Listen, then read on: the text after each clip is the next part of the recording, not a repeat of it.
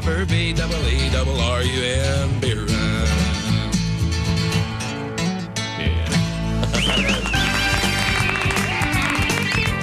Live from the O'Reilly Auto Parts Studios and the Indianapolis Motor Speedway, it's the Bob and Tom Show. Bob and Tom. Let's see. Hello, Jeff Oskey. Hello. There's Pat Godwin. Hey, Chick. There's Ace Cosby. And at the Indianapolis Motor Speedway, there's Josh Arnold. Hey. Hey, there he is. There's Christy Lee. Hi. You're going to have to be louder than that. Well, hang on. Okay. Hello? Yep, we're Okay. moving buttons. And there's Willie Griswold. Hey, good morning, Chick. Yes, damn right. And here's your Papa. Hey, Papa. Here's Tom Papa. That's weird. Oh, that is Yeah. that's somebody else. Hey, Wilbur, how are you, buddy? Good, Dad. Good to see you. Son number 2. I haven't seen you yet. I haven't seen you for a few weeks. It looks like it's pretty dark there, guys. Yeah, it's pretty dark. Oh, That's because it's nighttime.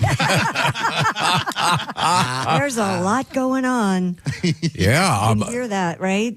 Today is what they call Carb Day, Carburation Day at the Indianapolis Motor Speedway. Carburation Day. And even though there are no more carburetors these days, there's a lot of activity. I spent the entire day at the Indianapolis Motor Speedway yesterday.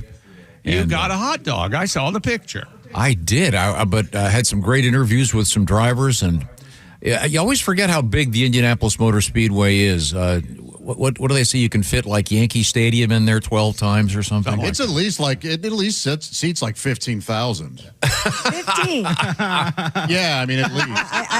I think it's more like 350,000. Yeah. What? I know that Kurt Cavan famously counted the seats one year. Yeah, he did. And Oh, my gosh. yeah, Can you imagine? well, and they made him do it one at a time. It was quite a chore. Walk through every... There's several 100,000 people will be in there.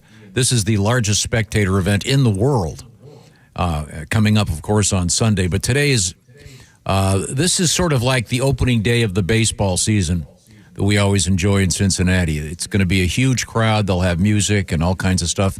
I understand that the Wiener Mobiles are there.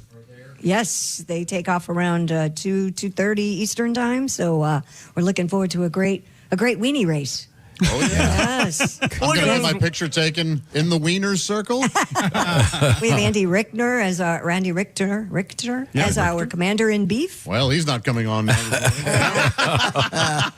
I hate to tell you, but he wasn't anyway. Oh, Man's a big star. from one sidekick to another. I'd love to. I know. Oh, yeah. Okay, Yes. well, the Wiener Mobiles will be racing. Boy, that'd be... But this is the final practice for all the guys before the Indianapolis 500, which is why it's so important, especially for 3 of the guys who crashed on Monday. So it'll be interesting to see. Rossi has been cleared to drive. He has a non-weight-bearing injury, so he's on crutches, but as he said, it doesn't bear any weight in the car. And I'm like, okay. What that a works. psycho. That's Right? so cool. I know. Yeah, what a badass. Yeah, thank you, Tom. That's what I was thinking. Badass. And you forgot the lady, Christy.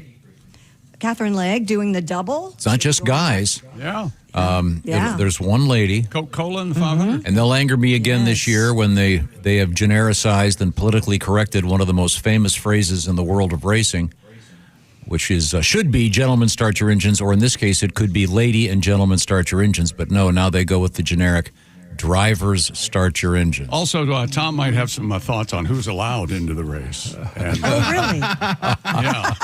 Tom, you're right to be furious about that. That's Yes. a good hill to die on. You keep fighting that good fight. As Josh said one time, you're doing good work over there, Man, too. that checkered flag is nice, but I don't like half the colors on there. What's wrong with that? That's What's right. wrong with that checker up there? That's right. That should be a all-white flag. Just because slavery was also a tradition doesn't mean that all traditions are bad. No. We all started having fun. Just started. Is there any way that we cannot say rape or slavery today? Is that okay? Okay. I want what's so that? little. Oh, wow, this is a new record. We're being asked to leave. Josh, I love your hat. Thank you. This is one of my favorite hats. It's the Indianapolis Motor Speedway logo, and I Wing love and it. wheels. Tom, you gave me some information about the Indy 500 today that I saw it, and I thought Josh would love this story and would come out of his seat and walk out of the studio if I shared it with you. Can we do it now then? Yes. Oh, yes. Here's one especially. Did you know, Josh, that no one named Smith has ever qualified or driven in the Indy 500? Now, How about that fact? because that's the most common name in America. Oh, wait. He's Headphones taking going his off. headphones off. There he goes. Well, Josh, I can make you happy. Continuing as I like to do. Also, the most common name in the world has never won it either. That's Mohammed. Muhammad. So Driving name Muhammad? has never won the Indy 500. But Man, you couldn't mess not this only up, that, man. This can't get dangerous at all. No. no one named Smith has ever driven in the Indy 500. That's what I said. No, I know, but I mean that's fascinating. You know, No, it's not. And we're No one off. but you. We're off and To running. no one but you. Yeah, that stinks. You know, we've hit all of our various breads and butters right here in the opening segment. I really like it. I mean, like it very much. the Indy 500 full of great poetic names. There's a guy in the Indy 500 this year. I've interviewed him. His real, genuine, on his birth certificate, his first name on his birth certificate is Christy. Do you know who I'm talking about? No, I don't. Stingray. Oh, yeah. Stingray Oh, that's Rock. awesome. Stingray Robb is his actual name. Pretty cool. Now They his have to call him Sting, right? but his brother not so cool. Pinto Robb, just not as cool as being Now, Stingray. as I've done with Josh every now and then, and could've Willie picked a different car, 'cause that Willie was- loves talking about comedy. Now, did Yeah, you what's up? put up a couple other brand cars before you settled on Right. Pinto? Edsel? Edsel? Okay. What else you got? I don't think Pinto's that well known. what's I the thought what's it was the like a Nina Pinta Santa Maria joke. I didn't the Pinto, one of the most famous awful cars ever made. I mean, the Edsel was always the go-to. You had the Renault Alliance. I did. That was a real piece of Yes, junk. yes, it was. We could do a whole show on the worst car you've ever had. Sure. So how do you know he wasn't named after the Stingray, the animal? Yeah, the one that killed Steve Irwin. Yes. The exact one that killed It was to honor The him, you know? exact Wait a one. minute. Wait a minute. He's in That witness Stingray's name was protection. David. Yeah, I'm Dave Stingray. I got that bastard. That's so silly. Right in the heart. David.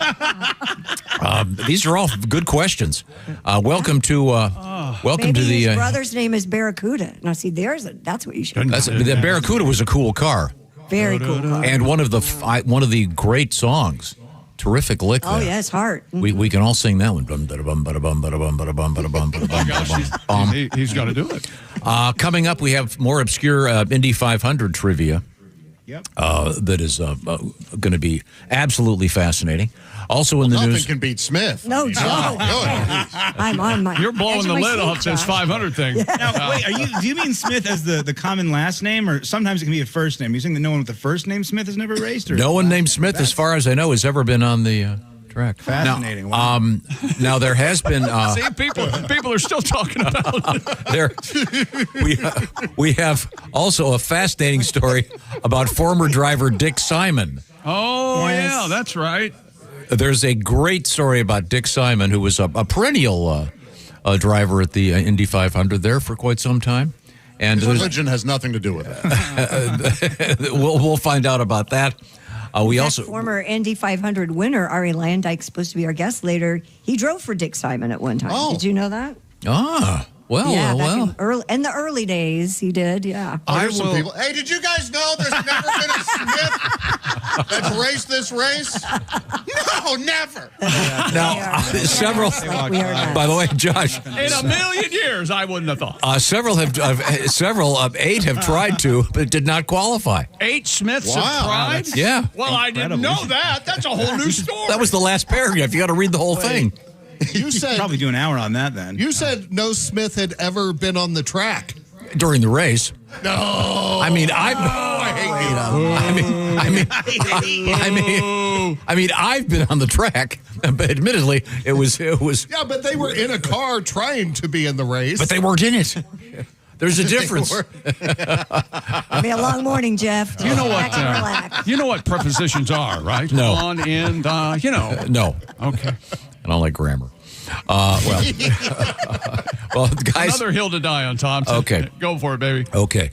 Coming up, we have sporting news. Yes, we do. We have this is a fascinating story coming up. The top 10 misspelled words in America. Oh, my God. Oh, my God. You'll like it, Josh. I know spelling is important to you. I know. I was going to pretend like I was mad about that story, but I'm really interested. And when I looked at the list, I realized there are 4 of these I misspell all the time. Okay. Right now, I want to talk to you about your money. I did some research a couple days ago about the value of property in the United States, and it's pretty amazing. The average house in the United States is worth roughly 40 to 50% more than it was 5 years ago. Over the past 10 years, once again, these are just rough numbers, the average house is up 75 to 100%, depending on the market and the metric that's used. The point is, if you own a house, your home may be worth a lot more than it was. And the significance of this is you don't have to sell it to take advantage of that increase in value. You can do a refi and grab some cash and make use of the money, pay off some credit card debts, build a new garage, whatever it might be you want to do with the cash. And you might be a candidate for this. And the way to find out is to visit with the folks at American Financing. This is what they do.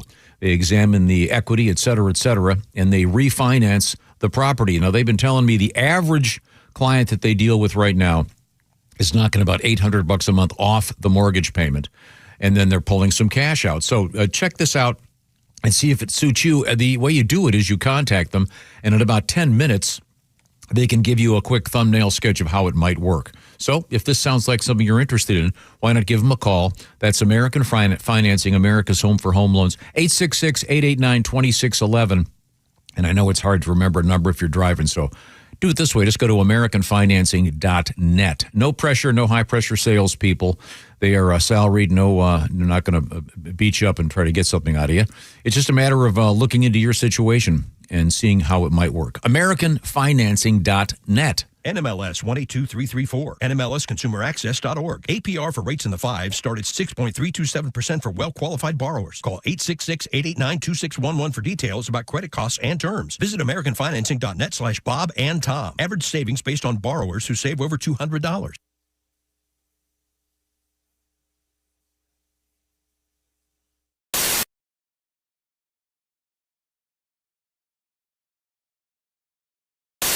Hey guys, Jess Hooker here from the Bob and Tom Show. Looks like the weather's gonna hold out and I am going to do the IndyCar 2-seater experience. A little nervous, but I think I'll be okay. I've been coming to the race since I was about 5, so this is a dream come true. I'm ready to get in one of these cars. I just don't know if they're gonna let me go ahead and drive one. Do you think if I asked to let me sit in front? Maybe? Here we go. The nerves are setting in. I'm just waiting for the excitement to trump the nerves.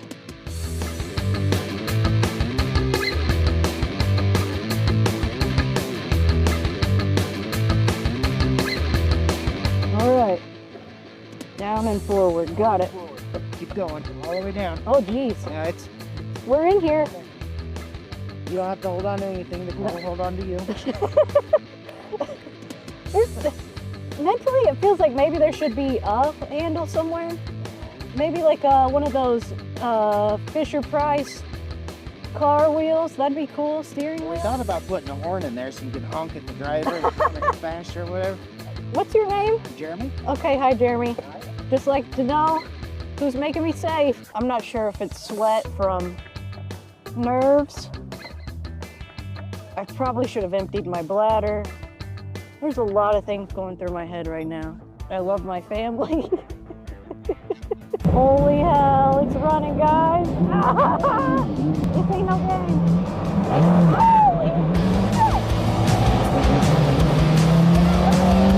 Holy shit! Oh my God!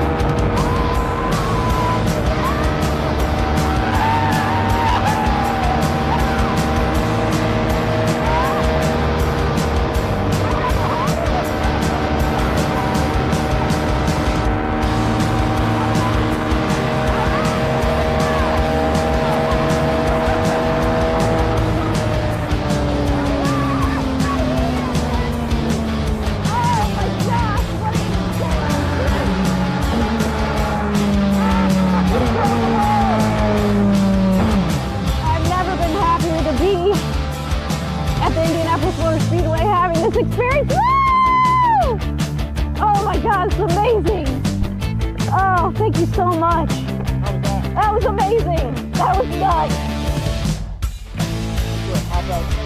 Okay. Holy hell. All right. Oh my God. The first lap, I don't know why I'm winded. I didn't do anything. First lap, oh my gosh, we're getting up to speed. This is amazing, it's awesome. Second lap, oh hell, how fast are we going? Third lap, I got a little nauseous, I'm not gonna lie. I don't know how those guys do this for hours at a time. This is nuts.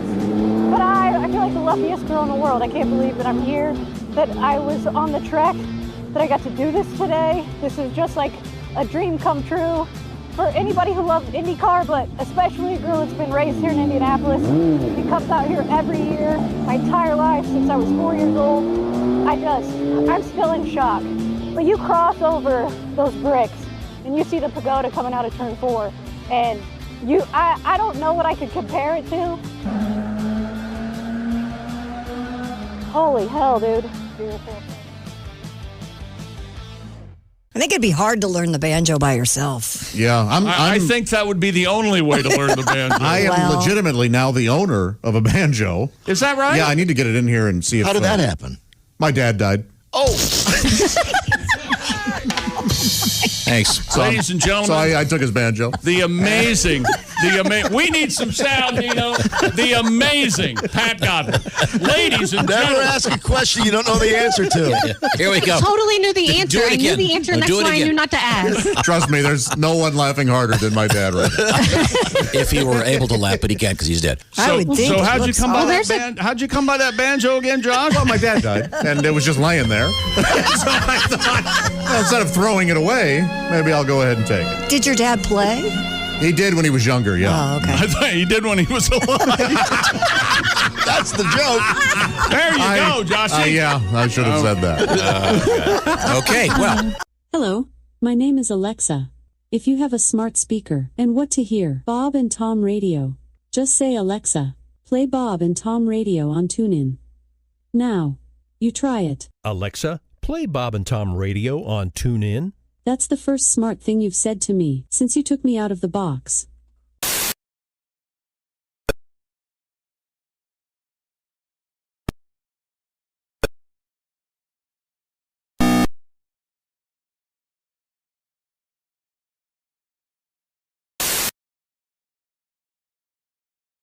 Studios and at the Indianapolis Motor Speedway. There's Christy Lee.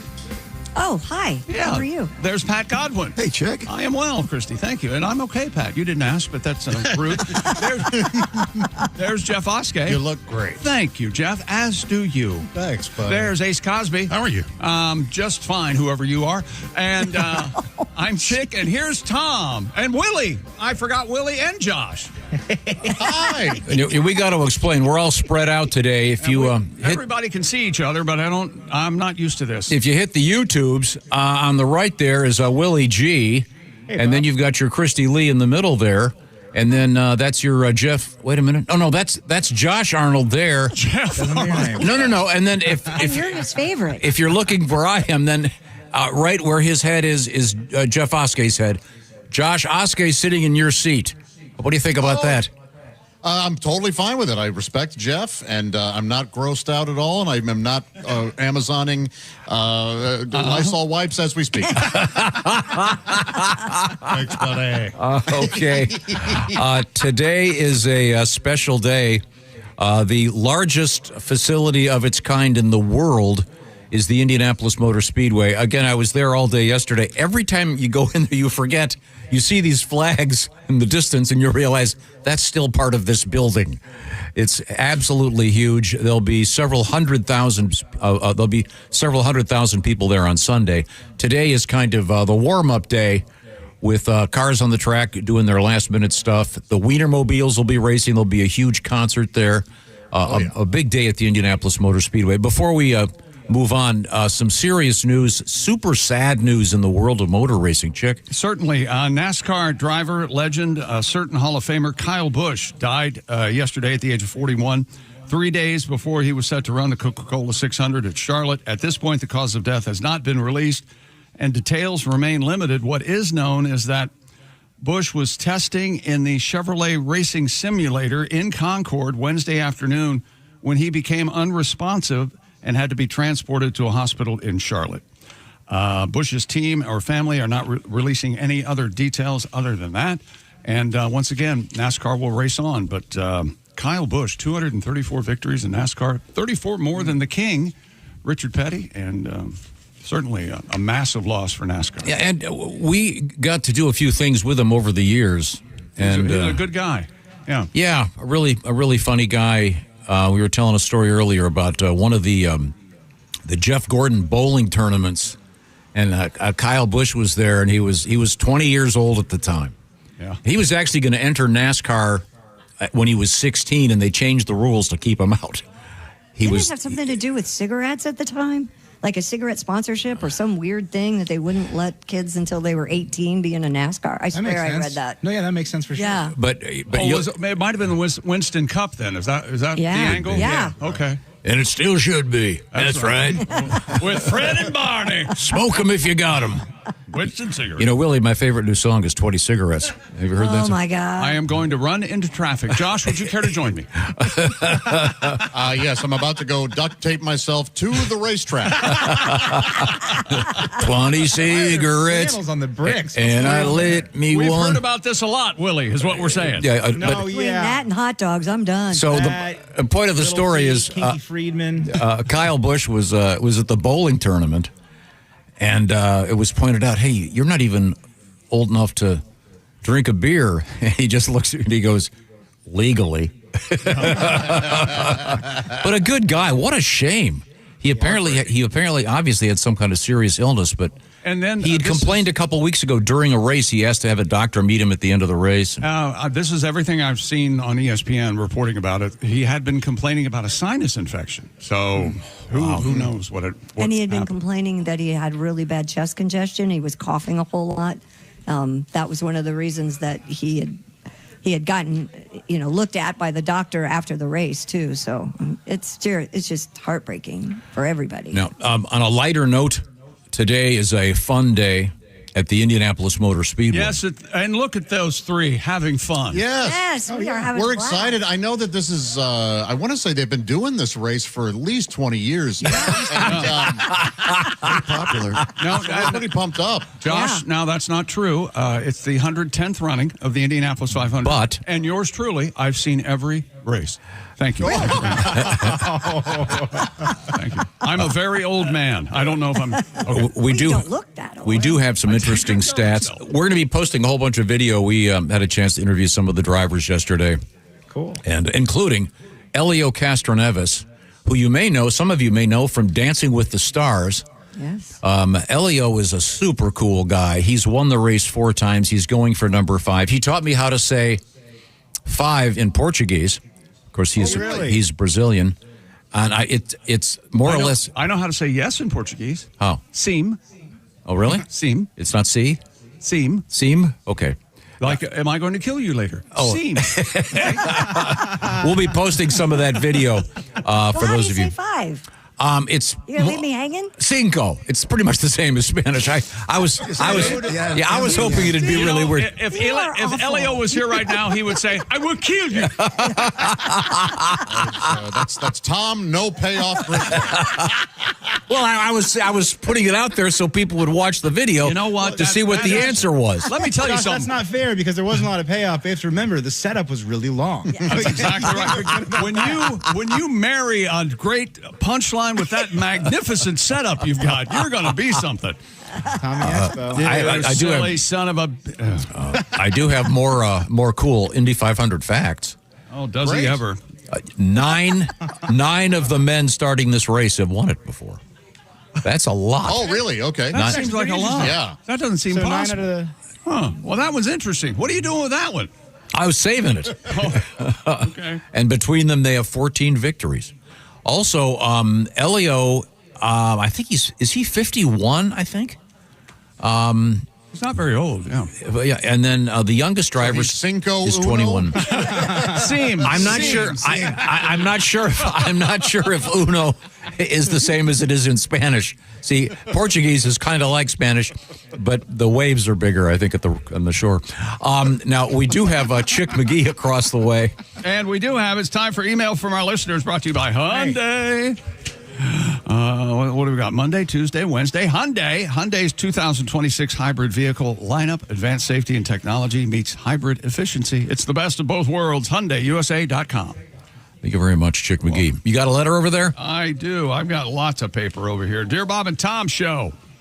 I was working in the yard one day. No, that's not right. I thought it would be fun to speculate about how Tom views his coworkers, subordinates, and the labels he mentally assigns to each of you. Well, this is fun. This is from Alex, of course, in Michigan. Let's start with an easy one. Josh. This is how Tom this is Josh's impression of how Tom sees Josh. Okay. Funny, obese, possibly gay, frequent masturbator. I'd say 3 of 5, and not in the order of importance. He got those in reverse. How he views Chick. Oh, good. Formerly funny when he was a lot fatter. What the hell does that mean? That sounds more like the opinion of the listener. Yeah, right. Possibly gay, frequent masturbator, current curmudgeon, hermit, and Washington football team fan. Hey, see, he's, again, 3 of 5. That's pretty good. He's actually kind of... Not bad. Christy. Yes. Josh, are you there to help Christy? I am, yeah. This guy thinks Tom thinks Christy is frequently divorced, Catholic, official source for all female-related information. Well, that's not bad. That's all correct. Good one, yeah. Yeah, it's not that bad. Yeah, that is correct. Pat Godwin, musical jester, pawn shop regular, talented but a charity case whose career only succeeds when Tom is personally involved. Again. And actually gay. Again. Jesus. Jeff Oskey. Oh, no. Here we go. Bearded pot smoker expert on all white trash related topics. But he's very funny. Those are, again, all very accurate. I'll take that. Great. Hey, Tom, this listener, once again, Alex in Michigan Tom thinks Ace is terrifying. Frugal, loves TV, somehow both black and a Kiss fan, and has great hair. Those are all relatively accurate. Jess Hooker, great laugh, strong lesbian energy, cooks well enough to overcome it. You know something? Jess Hooker may be the nicest person I know. Jessica Alsman, new mom, meaning Tom can now assert dominance with decades of parenting wisdom. Also too young to appreciate important cultural touchstones like David Jansen and Papa Umau. Those are also all correct. And Tom's opinion of himself, according to Alex. A necessary and justified tyrant. Smarter and funnier than everyone else. Civilization itself would collapse without me. Boy, this guy's really dead on. Yeah, he's got a lot. He's very accurate. We're reading our letters. I should point out once again, a special edition of the Bob and Tom Show with Here and There. We've got Willie G. and Christy Lee and Josh out at the Indianapolis Motor Speedway. If you're watching on the YouTube, it looks like you guys are in a basement because we really can't see the Speedway. Well, they can't either where they are. Yeah. No, we can't. We're that's interesting. I'm glad you brought that up because when I first got here back in '86 was my first race, Bobby Rahal. That's how you tell time in Indianapolis. It's amazing how because you see tracks when you're a kid and you grow up, this is a race course. But then you go to the Indianapolis Motor Speedway, you can't see the whole thing. Unless you're really up high. Yeah. And the broadcast will be on Fox. And it's my understanding they are going to do the thing with the helicopters following right there in the beginning on those, like that parade lap. Did you see that last year? Mm-hmm. And that I had heard last week. Blackhawk helicopter. Yeah, they'd canceled that, but then I just heard that it's back. Oh, cool! So that was really. I got to see that live. It was amazing. Yeah, the coverage will be amazing on Fox. So was there a moment there where they thought maybe the Blackhawk helicopters wouldn't be available? I can't imagine why that would be. I'll also remind you that our pop-up store has popped back up. If you go to bobandtom.com, got some cool new stuff. So by all means, if you get a chance, check that out. I'll read one more letter here. I heard Tom talking about the movie Chinatown with Jack Nicholson. He references it all the time. Oh, God. He'll often say, forget it, Jake, it's Chinatown. Everyone in the show gets mad when he does it. I watched the movie. I understand exactly where you're coming from, Tom.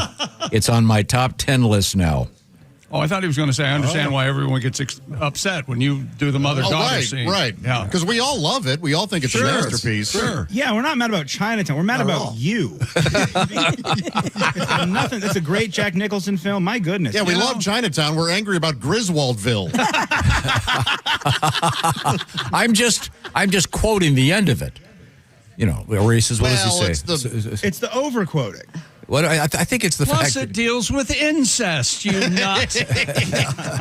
Well, I think it's also about the nature of authority, and sure, it's problematic. You identify with John Huston. Just be honest.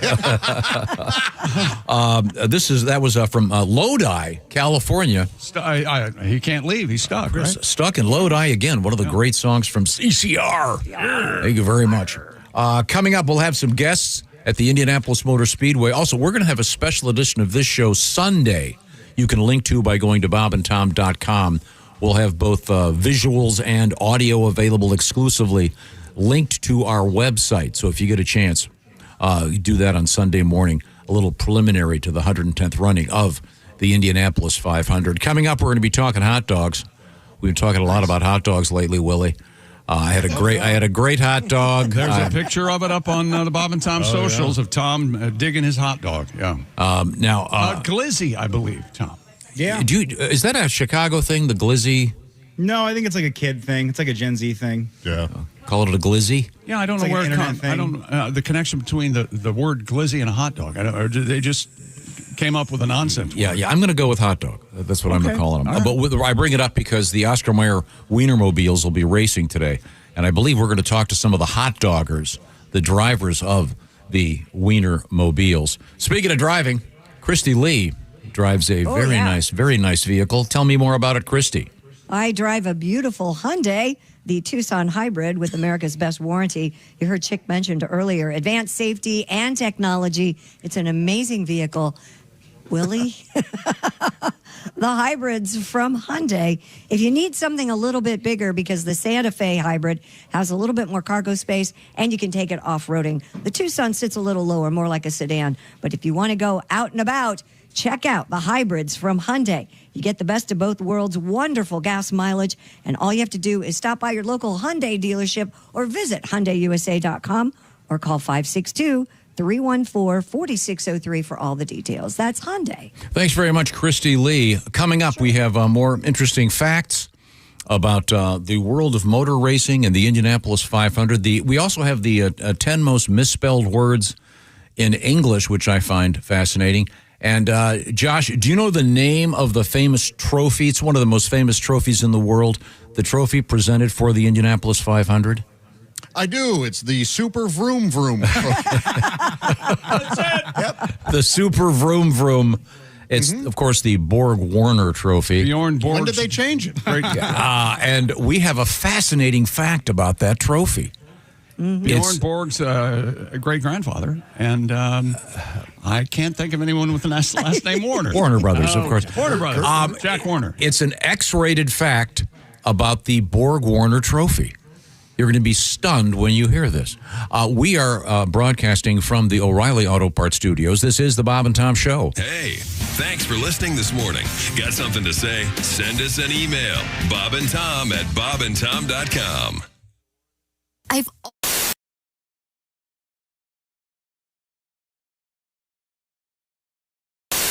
Hey!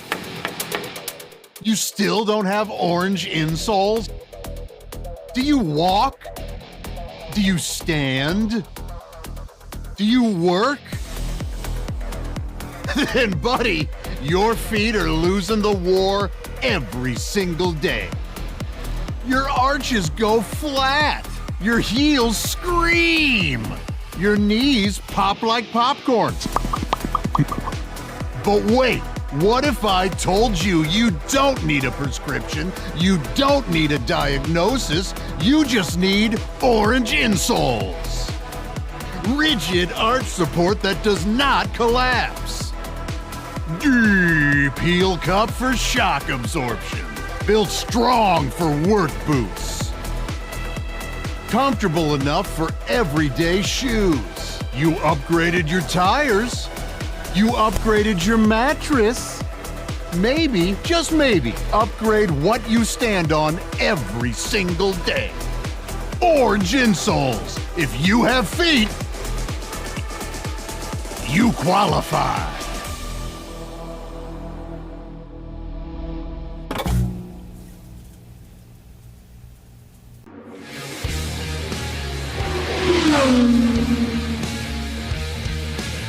Obviously, Floyd's a legend. I mean, he was a rookie in 1957 or 58. 58, I think. He was a rookie. 4-time winner, unbelievable fan. So I'm doing The King, and we're in Tony Bettenhausen Jr.'s garage doing Dick's Picks. And Bob, AJ, was in the garage with us. So we start doing a pair of kings because AJ was the king, and then the king, Elvis the king. So we're doing a pair of kings.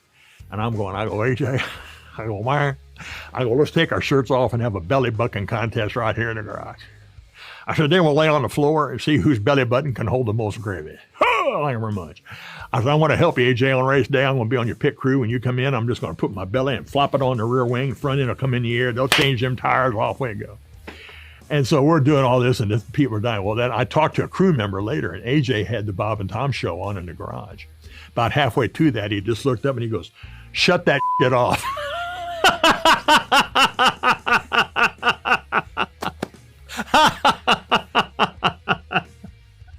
And he was always a little cool to me after that.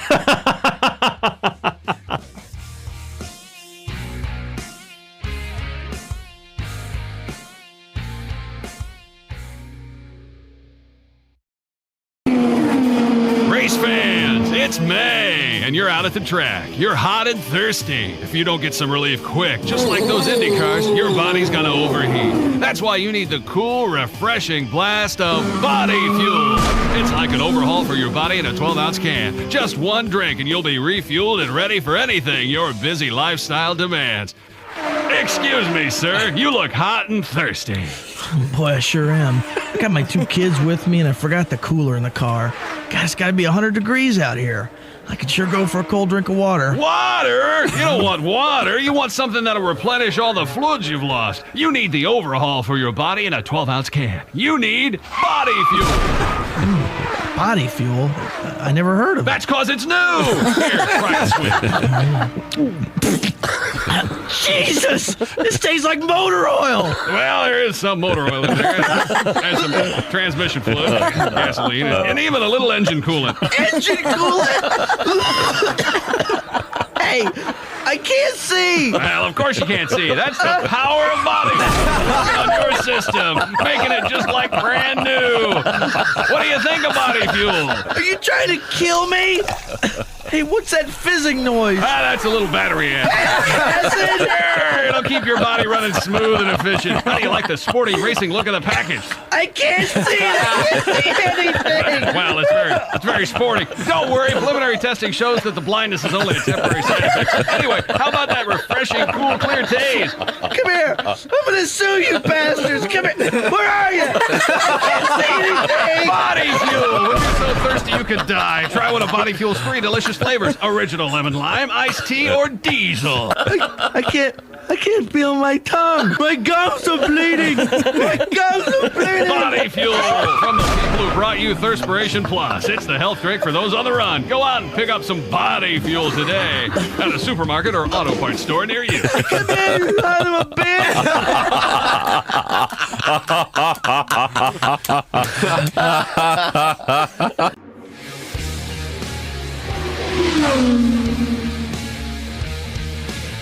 The Indianapolis Motor Speedway has grown. I mean, it was built in 1909. The very first event there was a balloon race where they were charging 25 cents to get in. Then they had some motorcycle race and different car races. Well, they eventually, the surface of the track was crushed stone and tar. And it would develop horrible chuck holes as events went on. And so finally they decided, okay, let's do this right. So they got 3,200,000 bricks and they paved the entire track. And that's where the name the Brickyard comes from.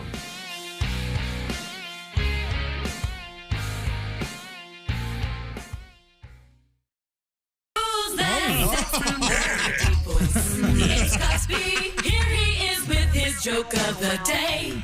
What did the judge say when the skunk came into the courtroom? Oh!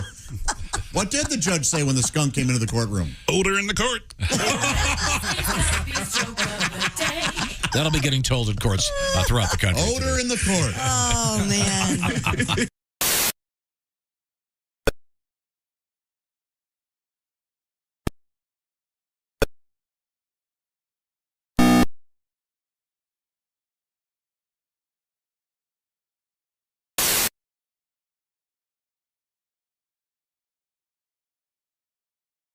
Hey, welcome back to the Bob and Tom Show.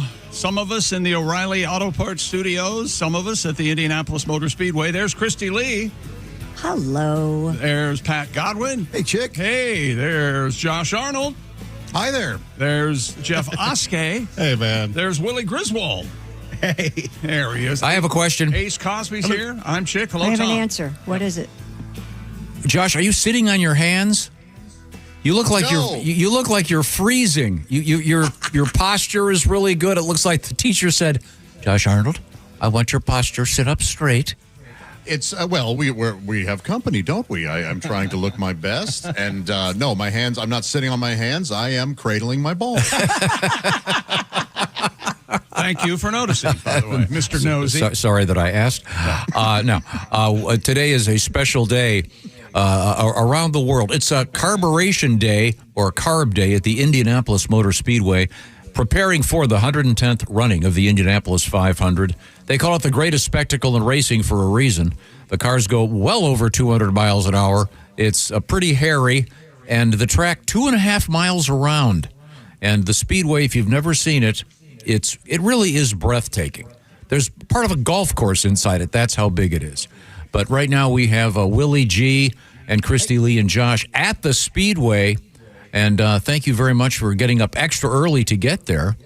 Oh, we're happy to. Thanks for sending us out here. And we got Jess Hooker and Jessica Alsman here. And one of Christy's daughters is here. Yeah, Sophie's here. She got up early and made the trek. Yeah. The gates haven't opened yet, so it's a little quiet still. But in about an hour, things will be a lot different here at the Indianapolis Motor Speedway. There's an area called the Snake Pit, which gets very crowded and a little wild. Mm-hmm. I was out there earlier this morning naked and awkward when you're the only one.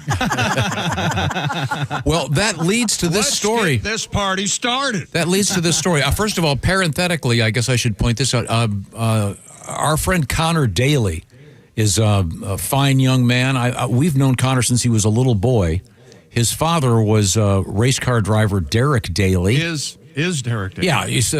I'm sorry, what I meant to say, Derek was a Formula One driver and an IndyCar driver. Right.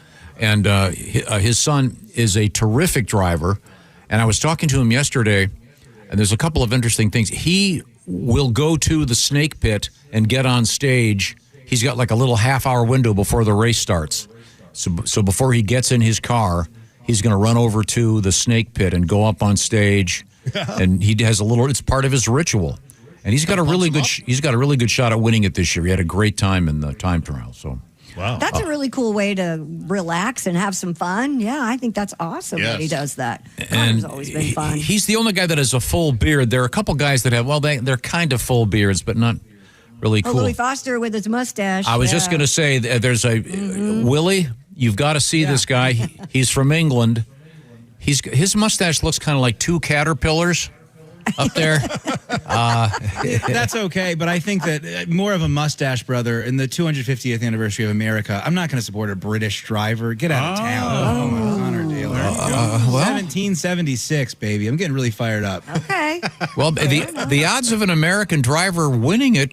Pretty rare. Yeah. They said that about the Pope, didn't they? Didn't stop old Leo, did it? That's right. Didn't stop old deep dish Leo, did it? Wait a second.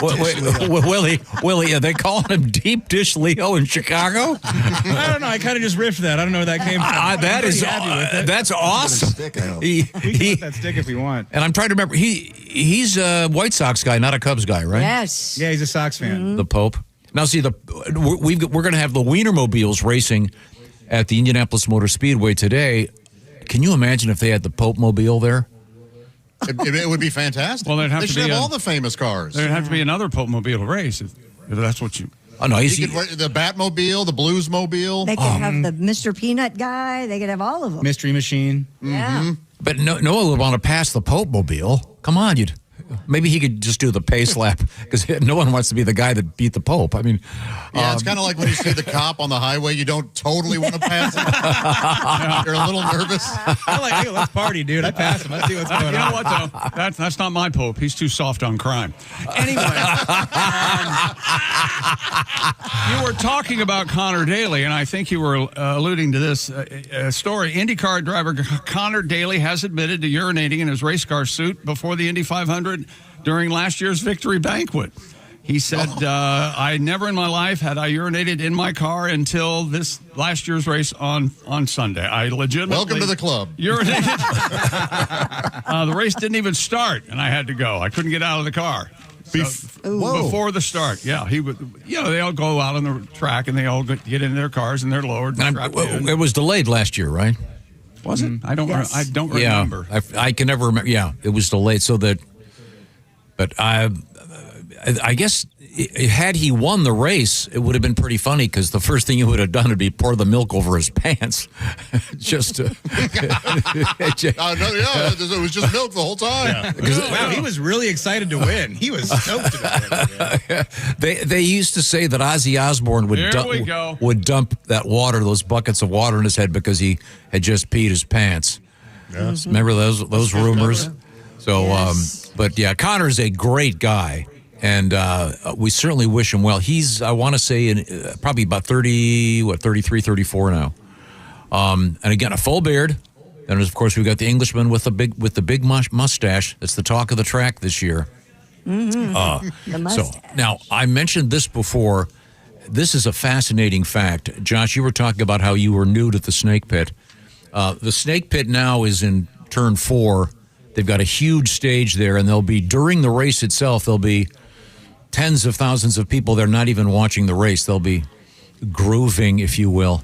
What does one do? What does one do, Willie? No, you're putting it right. They're grooving to the scene. Grooving. You're right. You can just say dance, man. I get so worried about saying the current parlance, but certain words like dance, cool, pot are always just fine. You don't have to try to use the lingo. They're jamming. They're having fun. What is the drug of choice when you listen to those DJs and point your finger in the sky? Something psychedelic or more of a stimulant. Molly, I don't think that we should talk about that while the nice people here at the track. Okay. All right, yeah, let's into it. It'll be a big fun out there at the Indianapolis Motor Speedway. But the trophy is known as the Borg-Warner Trophy, and it's about the size of a human being. It's huge, and there are little what do you call them? Little statues of the faces, bas-reliefs of all the drivers that have won. Mm-hmm. And there's an interesting fact about it, Chick McGee. Did I give that to you? I thought you were going to do the story. I have it. You got it, Christy. Go ahead. Yeah. Eagle-eyed Indy 500 fans may notice that the Borg-Warner Trophy is almost always photographed from a particular angle, and you might not know the reason for that. Apparently, according to Jalopnik, the flag holder on top of the trophy is completely naked. That's right. Yeah. And his male member is on full display. If you get close enough, you can easily see it. Most photos of the trophy are taken at an angle to preserve his modesty, if you will.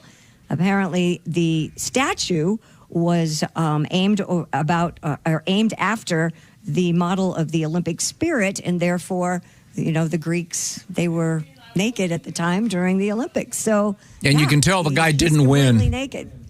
Yeah. Yeah, because he's not that excited. Oh, okay. More of a And by the way, Tony Kanan's nose is larger than the guy's male member, which gives you some idea. One of the most beloved racers, drivers. Yes. in Indianapolis. No reason to attack the man's physical. I think this morning. Well, the year Tony Kanan won it, only reason he won is because his nose crossed the finish line. Wonderful human being. Before doubling down. Yeah, they used to be our friends. Oh, he's a great guy. He is beloved. Once We again, know that. That's why we're a little shocked. Did you know that there was the nude guy on top of the trophy? I did know Have that. you ever seen it? Of course. Last year I got my picture taken right next to it. I think it's good luck to touch the wiener, isn't it? Oh, I didn't know that. With your tongue? You got to be pretty tall. Yeah, with your tongue, yeah. Now I feel bad. I kissed the bricks, now I got to go lick the wiener. The trophy, it's what? It's The made in Warner Indianapolis. trophy. The thing's, it's like 5'3", 110. Dad, that's your type. I mean, you would love that trophy. It's a great size for that trophy. The trophy's not thin enough, Willie. Not too thick. Okay, there we go. There it is. Tommy back. Ass like a That house would have cat. been an interesting tradition rather than kissing the bricks. I have a feeling that that would maybe the Holman family would have frowned on that. I'm sorry, real quick. I have to yell at somebody watching us. No picture! The nerve of some people. One person. Coming up, we have incredibly obscure facts about the connection between the Indianapolis 500 and D.B. Cooper. You know who D.B. Cooper is, Jeffrey? Yeah, famous bank robber. Right? Yeah, the famous guy that parachuted out of the back of the plane. There's a connection between Supposedly. that and the Indianapolis 500. Oh, yeah. Oh, sure, it's tenuous, but that's what I'm here for. These are the O'Reilly Auto Parts Studios, and this is the Bob and Tom Show. Hey, thanks for listening to the Bob and Tom Show this morning. Get a look at today's show on our YouTube channel. Restore your tires.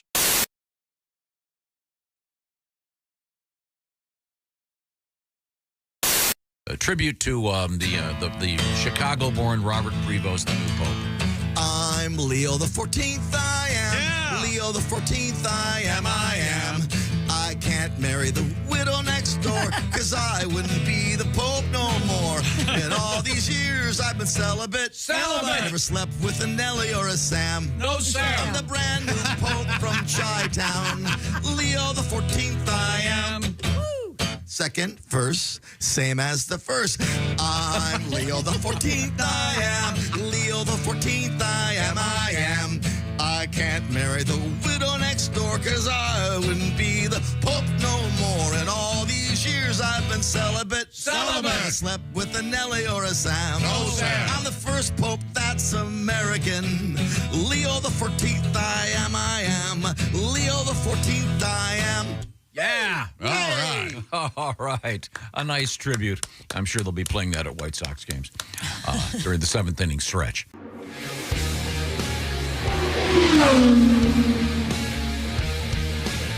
Tony Kanan, he was from Brazil, was great friends with Helio Castro Neves, with new kids. And this was probably 94 or 95, maybe 95, 90, I forget. And it was rookie year.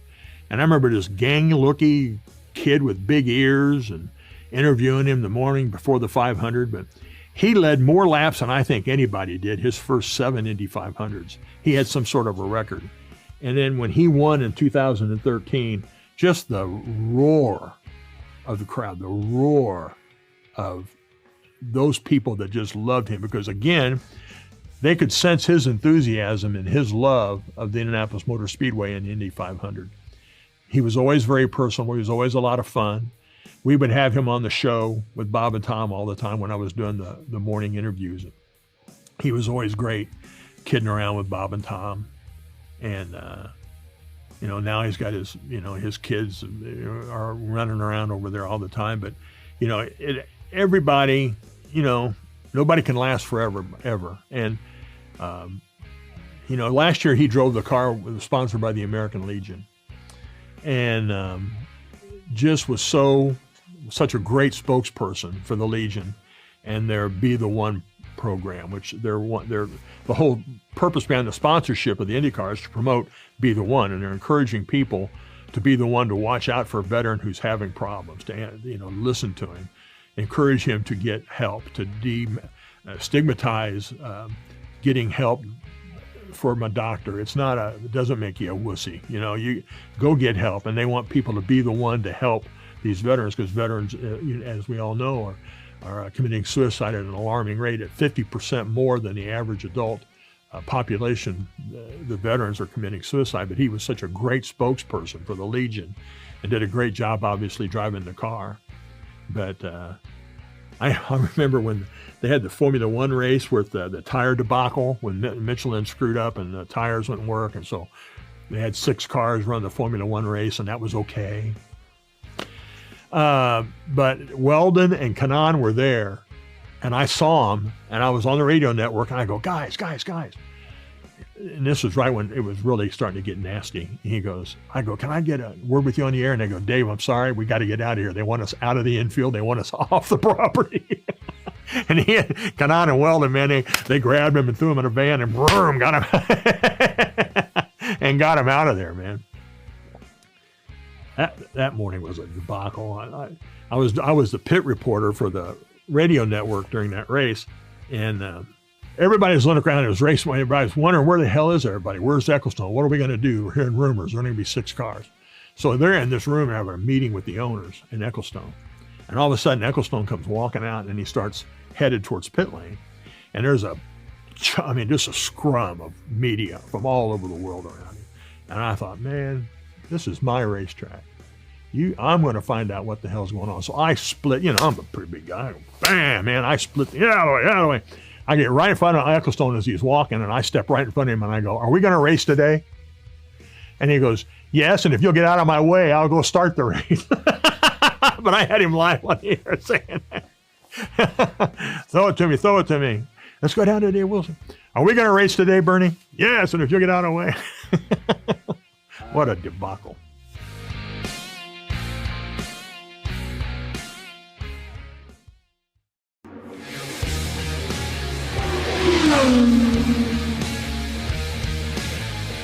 It's a tradition. I mean, this will be the 107th running.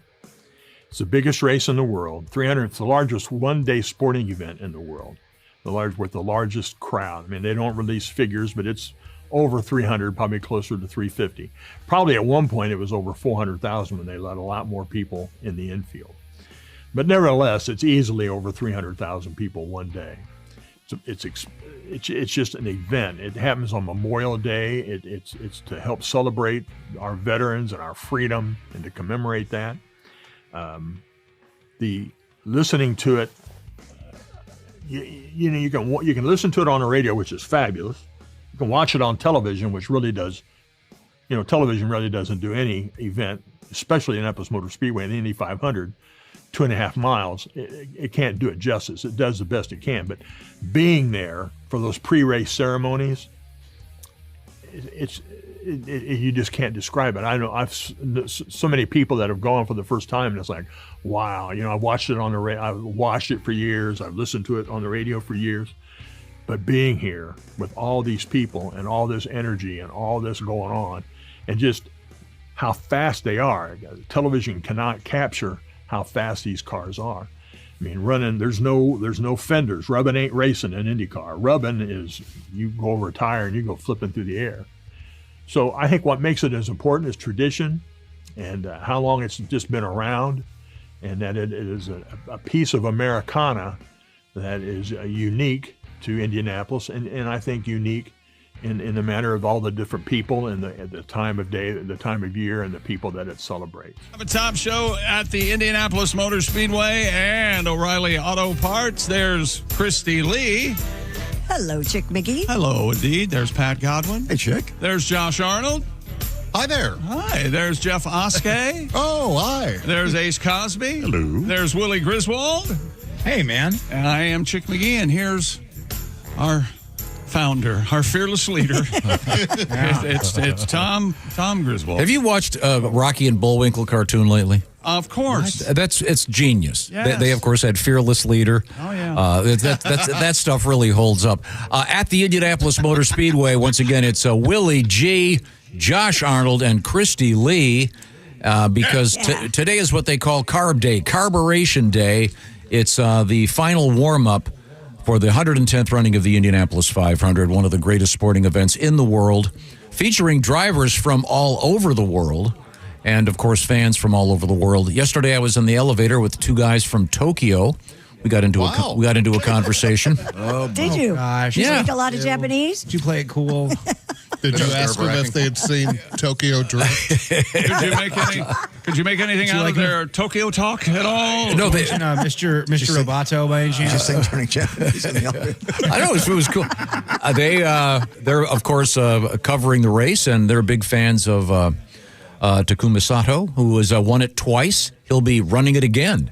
One of the Did older you guys. refer to those two men as Fat Man and Little Boy? Preceded I see you doing that. Preceded with, you're going to love this. Okay. You guys get it, right? There's a lot of history behind this one. Yeah. Josh, I did not, because neither of them were particularly corpulent. They were both slight gents. But I was in the media room, which is spectacular, at the Indianapolis Motor Speedway. It's just amazing. It's imagine it's like a football field full of chairs and computers and cameras and people getting ready for this great race coming up.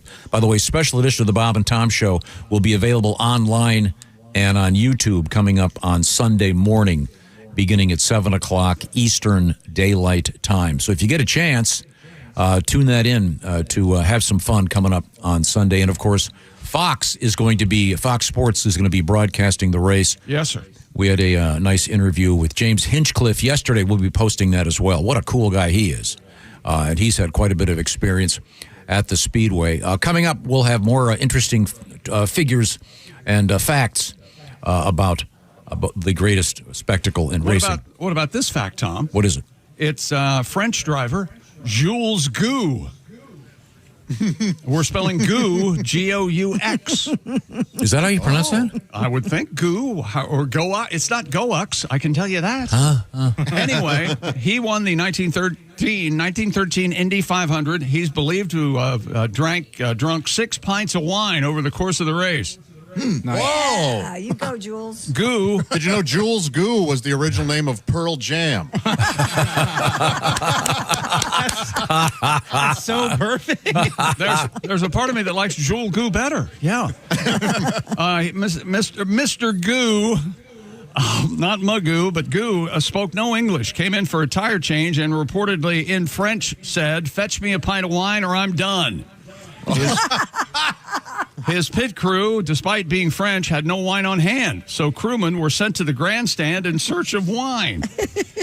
They happened on a party of millionaires from Pittsburgh, the story goes. They furnished half a dozen small bottles containing the most select vintage of winery in France. Jules. Nobody parties like Pittsburgh millionaires. You know what? I've always heard that. Yeah, I had a girl, we used to call her the Carnegie Melons because she had such big boobs. Oh, my gosh. Gou helped himself to one of the bottles, jumped back into his car, and finished the race 13 minutes ahead of second place. 13 minutes? Winning the race. Now, I had to pee. Right. Recent races, Christy, have the second place car has been several milliseconds behind the first place. So many close. Like over 500 finishes, miles, yeah. It's a matter of inches, really. That's amazing. Those were different times. Did you hear the guy had, what's his name, Mr. Gou? Jules Gou. So that would be, how do you say that? I refuse to call him Mr. Would he be Jules Gou? Senor? No, wait a minute. Monsieur. It'd be Monsieur Gou. Monsieur Gou. Yeah, he almost missed his pit one time because there was so much cigarette smoking there. And then, then there was that unfortunate incident where they ignited all the fuel. That's a great fact. Thank you very much, Chick McGee. You're welcome. There are so many cool stories about the Indianapolis 500 and the Indianapolis Motor Speedway. Do you think, though, back in the day, like a driver actually did maybe smoke during the race at some point? Well, famously, NASCAR, yeah, they Christy did. will tell you. Famously in NASCAR, Christy, go ahead, tell the story. Well, wasn't it Dick Trickle that would do that? Yeah. During a yellow. I hope he had one of those beanbag ashtrays on the dashboard so it wouldn't slide around. Do they still? They have to still sell those. Those are the best. Yeah, those are amazing. The beanbag ashtray. Bottom. Yeah, the they have plaid the little bottom. plaid bottom. Like the brass top to it. Is there an ashtray museum somewhere? I hope so. I'm looking it up right now. Yeah, there should be. I mean, because you'd have old airline seats. Oh yeah. Remember the cars that would have the ashtray if you were in the back seat, there was an ashtray in the front seat that pulled back? Oh, yeah. Or on the door, on the armrest. Armrest? At the little ashtrays. Now, in West Fulton, New York, the Ashtray Museum, it opened to rave review. When did it close? Alrighty. Amazing. I wonder if you're allowed to smoke there. Ironic. Something that's a great question, and the answer probably is no. Probably, yeah. I'm not kidding. I don't know if you guys can see this at all. It's like they took a mini house, and that's the Ashtray Museum. Oh, my Lord. Now, it is the color of ashes. Yeah, right. From our perspective, Josh, that looks like an early Georgia O'Keeffe painting, actually. I was thinking the same exactly. The Ashtray Museum. Wow. Okay, well, what's coming up in sports, Chick McGee? Well, we had another NBA playoff game last night, and the Knicks are ahead 2-0. I will fill you in on all the deets, as the kids say. And once again, we'll touch on sad news from NASCAR. Kyle Busch has passed away at the age of 41. No cause of death given. We'll be keeping an eye on that story. And NFL players and training camps about to kick off, and peanut butter and jelly is top of mind with all NFL players. And there's a new peanut butter and jelly manufacturer out there that's gonna be prevalent in NFL training camps. And they're going to take over the Uncrustables? I think so. I'm not sure if they're they may be shoving the Uncrustables out of the locker room. I think they better watch, because players love the Uncrustables, and if they're not up to snuff, they're going to have a problem. Too much gluten, maybe. Get one of those goobers, the peanut butter in the jelly combined. That's I a like very innovative that. thing. Just I get a spoon, just eat that straight out of there. Absolutely. It's nice, gluten-free. Do you like the pre-made PB&J's? What you do Willie, try this. You get some of those pretzel nugs filled with peanut butter in the middle. Get those and dunk them into the goobers with the peanut butter and jelly. Off you go. No, but I'm sorry, I misspoke. Isn't there a product that has the jelly and the peanut butter? Not in the pre-made sandwiches, but I mean a jar. Yeah, that's what we're talking about. But is that okay? Yeah. I don't know. Do you approve of this? No, I do not. No, I like to keep them separate. Keep them separated. Absolutely. What is this world coming to? Indeed. Yeah. I mean, you wouldn't. Hey, Tom. I just was informed by my husband, who knows a lot about racing. Dick Trickle actually had a lighter in his car built into the dashboard for cigarettes. And NASCAR said it was fine as long as it didn't give any, didn't have a beneficial effect for his racing. Can you imagine? Push the lighter in like in the olden days. He could also plug in his Discman. It was a few years ago, Josh. You are indeed correct. Now, I guess contemporary cars. Such a different time. I know that my car has. I don't think does it have a cigarette lighter, or because it's got the hole. Mine has a hole for it. It's got the hole, but it's just a plastic lid. I don't think there's a charger. That's a charger port or anything. I think it's just a hole. I don't know why. I'm probably got that all wrong. I wonder if you can order it. Can you special order it? You think? I'm sure you can. I don't know. Like a cigarette package or something. Maybe on a Tesla. They tried to put the cigarette package on the Renault Alliance, but if you push the lighter in, the car would stall. Yeah. Okay. Well, they're not reliable. Yes. No, what's reliable is Simply Safe. That's right, and you get peace of mind, and you feel safe. Simply Safe has a better way. Comprehensive protection, sensors, cameras, 24/7 monitoring on your terms. Easily customize the system that's right for your home at simplysafe.com. App-guided setup, no drilling required, no waiting for a mysterious technician with an just a vague 2-hour window. You can install and arm your system in under an hour. Get a load of this. I did it in about a half hour. And it's not just a camera with Simply Safe. It's a comprehensive ecosystem of sensors, cameras, inside and out, 24/7 professional monitoring. And in the event of a break-in, fire, or flood, Simply Safe's agents are ready to take action. No lock-ins or hidden cancellation fees and contracts with Simply Safe. They earn your business by keeping you safe, not by trapping you in a contract. Customer first. Newsweek has said Simply Safe is America's best customer service. And we need you to experience Simply Safe. We've got a deal for you. You'll get peace of mind. Just go to simplysafetom.com and you get 50% off your new system. That's half off, if my math is correct. 50% off your new system. Just visit simplysafetom.com. There's no safe like Simply Safe. Thank you very much. Coming up, the connection between the Indianapolis 500 and the legendary D.B. Cooper. That's right. Oh, I'm not making this one up. This is really cool. Also, we're going to be visiting with a couple of Indy 500 winners and more. And we have some exciting news from the world of lawn mowing.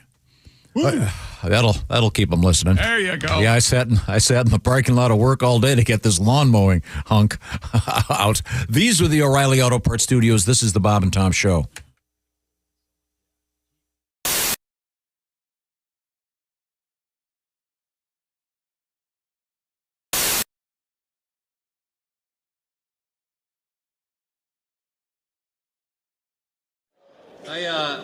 When we decided to do this, I said, Tom, we should do a Tim Wilson song. And this is really hard. I practice, and man, I sucked. You just can't do a Tim Wilson song. So I took liberties with some of Timmy's songs and whipped a song together in honor of Tim.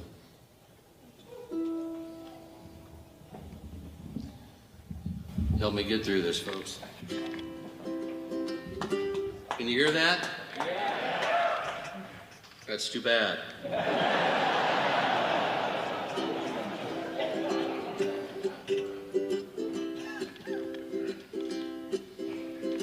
He really loved his trailer park a woman. Didn't care much for Dr. Phil. I'm sure he started the church league fist fight, and his ass got tired of Shaquille O'Neal. A big white hat with a black 6-string guitar. Now the heavens have their newest star. Where's my jetpack, he would say. Now he's sporting wings, and he taught Jesus Christ the booty song. We all thought he'd go to Chuck E. Cheese hell with George Bush, George Strait, George Patton, and George Orwell. A hillbilly homeboy, I could be wrong, but I know he's tired of me singing this f***ing song. A big white hat with a black 6-string guitar. Now the heavens have their newest star. Where's my jetpack, he would sing. Now he's sporting wings, and he asked Jesus Christ to join his band. They're singing Georgia, goodbye Georgia, Georgia, goodbye, Georgia, goodbye Georgia, Georgia, goodbye.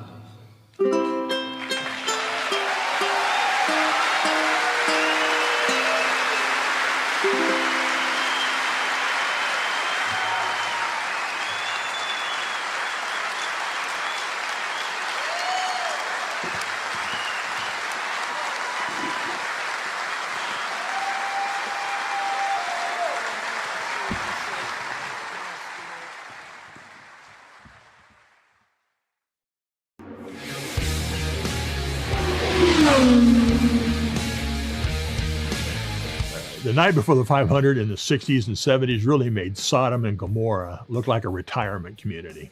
I mean, Georgetown Road, the Coke Lot, oh my gosh. The Snake Pit, the stories of the old Snake Pit. I remember seeing packs of Indiana State Troopers in packs of 15 to 20 walking, trying to regain some sort of semblance of humanity in that first turn Snake Pit. I mean, throwing girls up on blankets and drinking and motorcycles and setting cars on fire and setting sofas on fire and it was just unbelievable. How more people didn't get killed in there every year, I have no idea. But that was a lot of people's introduction to the Indianapolis 500 was as you're a young kid going in there and you party, and who won what? There's a race, and then all of a sudden it's like, oh, look at that. And then, next year, and then, wow, look, hey, who, what, Herdebees? Well, I better get out. So then all of a sudden you buy it. So that was your introduction. Now you're buying tickets, and then your girlfriend, now your wife. All of a sudden your kids, you're introducing them. It just grew. That's how a lot of people were introduced to it.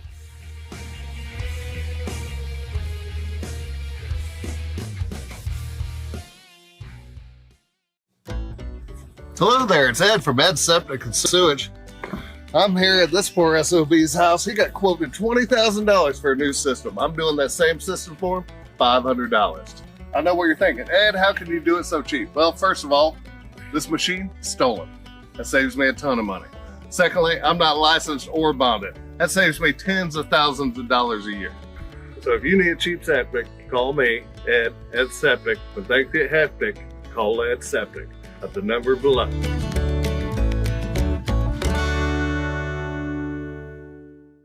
From Ed Septic.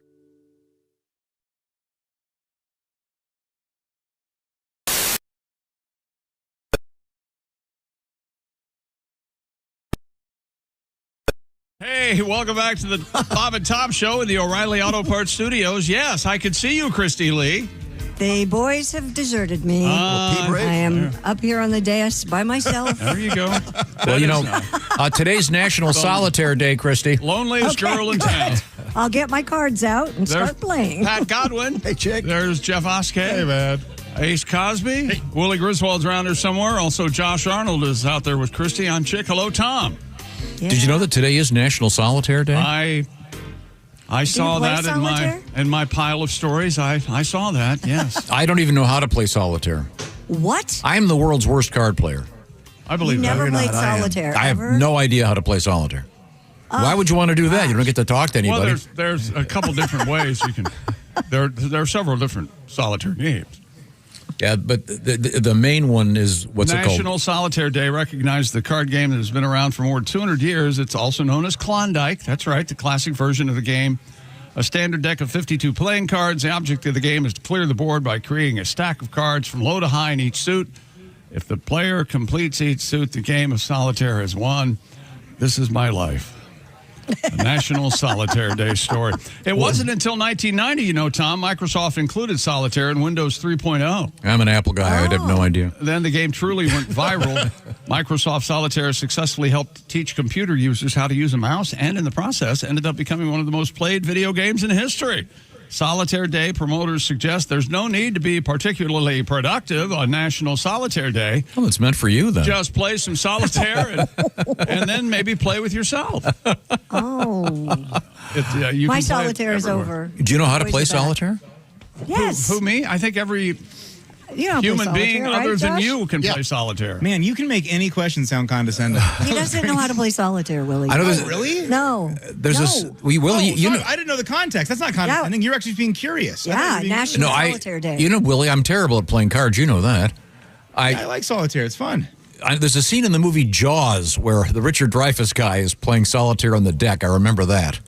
But I don't. I have no idea how to play. Cards not blow off the boat. That'd be tough. Well, now is it possible to cheat at solitaire? You can cheat at anything, Tom. So you're just cheating yourself? Well, exactly. Okay. You can't cheat on the computer. They have rules to stop you from. But in real life, you can do whatever you want. You have free will. Really? I do. When you win on the computer, the cards go zoo. Oh, that's fun. Well, that's nice. Well, anyway, let's support National Solitaire Day. We're not alone. We're getting ready for an event where there'll be tens of thousands of people. In fact, there'll be hundreds of thousands of people Sunday for the 110th running of the Indianapolis 500 at the Indianapolis Motor Speedway. And at the facility right now, Willie G., Josh Arnold, and the lovely Christy Lee. And I can tell the sun is up there now. Yeah, sun's up. It's still a little chilly, but we're enjoying ourselves. I've got a nice mug of hot coffee that is playful without being presumptuous. Oh, really? Okay. Does it have notes of anything special? Maybe notes of burning tires? And speaking of burning tires, former IndyCar driver Dick Simon was once suspected of being D.B. Cooper. Dick, what? Did you know this, Christy? That's according to Tom Griswold. I actually had heard that before. Yes. According to Tom Griswold Enterprises. Simon was once questioned by the FBI as he fit the profile for the man who hijacked Northwest Orient flight number 305. That's right, in 1971. At the time of Cooper's disappearance in Washington State, Dick Simon was meeting with the president of General Foods, hoping Post Toasties would sponsor him in his second of 17 eventual races. Boy, those Post Toasties people drive a hard bargain. Are Post Toasties cornflakes? Yes. Are they? Yeah. I don't know. I'm a Kellogg's cornflakes Sure. guy. The weirdos and freaks from St. Louis call what is it? Deep fried ravioli? Isn't that Toasties or something? What do they call them? Toasted ravioli. Toasted. They call them. Yeah. But you can call them Toasties or something like that, can't you? Or no, that doesn't go. So Dick's, you can call them T-Rabs. T-Rab. T-Rabs? Okay. Yeah. Does ever give you a favorite dinosaur, the T-Rab? Very hip. Love those things. The Dick Simon story is, they thought he was a suspect because he's such a cool guy. I mean, he was a skier, a scuba diver. Well, they didn't arrest all the cool guys. That's I was not going to a reason. say, I mean, how random. We're really. looking for a radical dude, folks. That's not We're looking the for a chill reason. guy. I mean, he's one of the coolest guys ever. He drives Indy cars. Dick Simon? Cool. Yeah, he's a pilot, a Dick scuba diver. Simon? Is a cool guy? You don't think so? I'm sure he's a fine man. He's in the Bald Guys Hall of Fame with me. Oh, that's why you like him. The light just get went that. on. That Okay. this is like when a fat guy has a hot wife, and I go, "Oh, that's a cool fat guy," because I respect what he can do. Right. You respect the bald in this man. You see that? You see yourself in this man. He did have his hands in a lot of pots. You see yourself in his head, is what you see, Tom. Yeah. No, but I mean, really, scuba diver, skydiver, pilot, parachute jumper, race car driver, that's a cool guy, right? He's got some James Bond hobbies. Yeah, he's definitely got some cool things going on. I'm not So I exactly guess sure. he did meet the metrics, right? If you're looking for a suspect that could do all those things. Yeah, there must have been some other Yeah. thread that made them think he might be D.B. Cooper. I guess it would make sense, to grab some cash to finance your hobby of racing Indy cars. It isn't cheap. Yeah, right. But, it would be cool if he was D.B. Cooper. How cool would that be? Yeah, they never Then did he would never did find him. Yeah, maybe he was. You don't know. There's a lot of conspiracy theories about D.B. Cooper. If you don't know who it is, what's the short version of the story, Jeffrey? Guy, robs a bank, gets a plane, jumps out the back. And No, he got on a plane, and then they landed the plane. He demanded money. They let off half the hostages. Oh. I think 4 stayed on. They put the money on the plane. Then he flew off, and then he jumped off somewhere in the Pacific Northwest, I believe. Yeah. Whoa. Wow. It's pretty cool. I watch a lot of conspiracy docs. Yeah. You guys. You, don't you? Yeah, I like to get stoned and think about mysteries, baby. Mysteries. What's going on with D.B. Cooper? Where does water come from? Stuff like that. Hey, Willie, real quick, could you see this drink I'm holding? Look at you. That's like a little girl drink. Well, that's a fruity, fun little drink there, buddy. Mark was going, and I go, surprise me. He goes, I'll get something the high school girl would get. And I go, yeah, give me whatever Willie orders. Oh. I get a cold brew with sugar-free vanilla, pal. Why that's way more manly. Well, yours has granola in it, I think. I see a raspberry in there. That's delicious. The beauty of this, Willie, is even during a remote broadcast, you guys can make fun of each other. That's what I love about radio. I love Willie.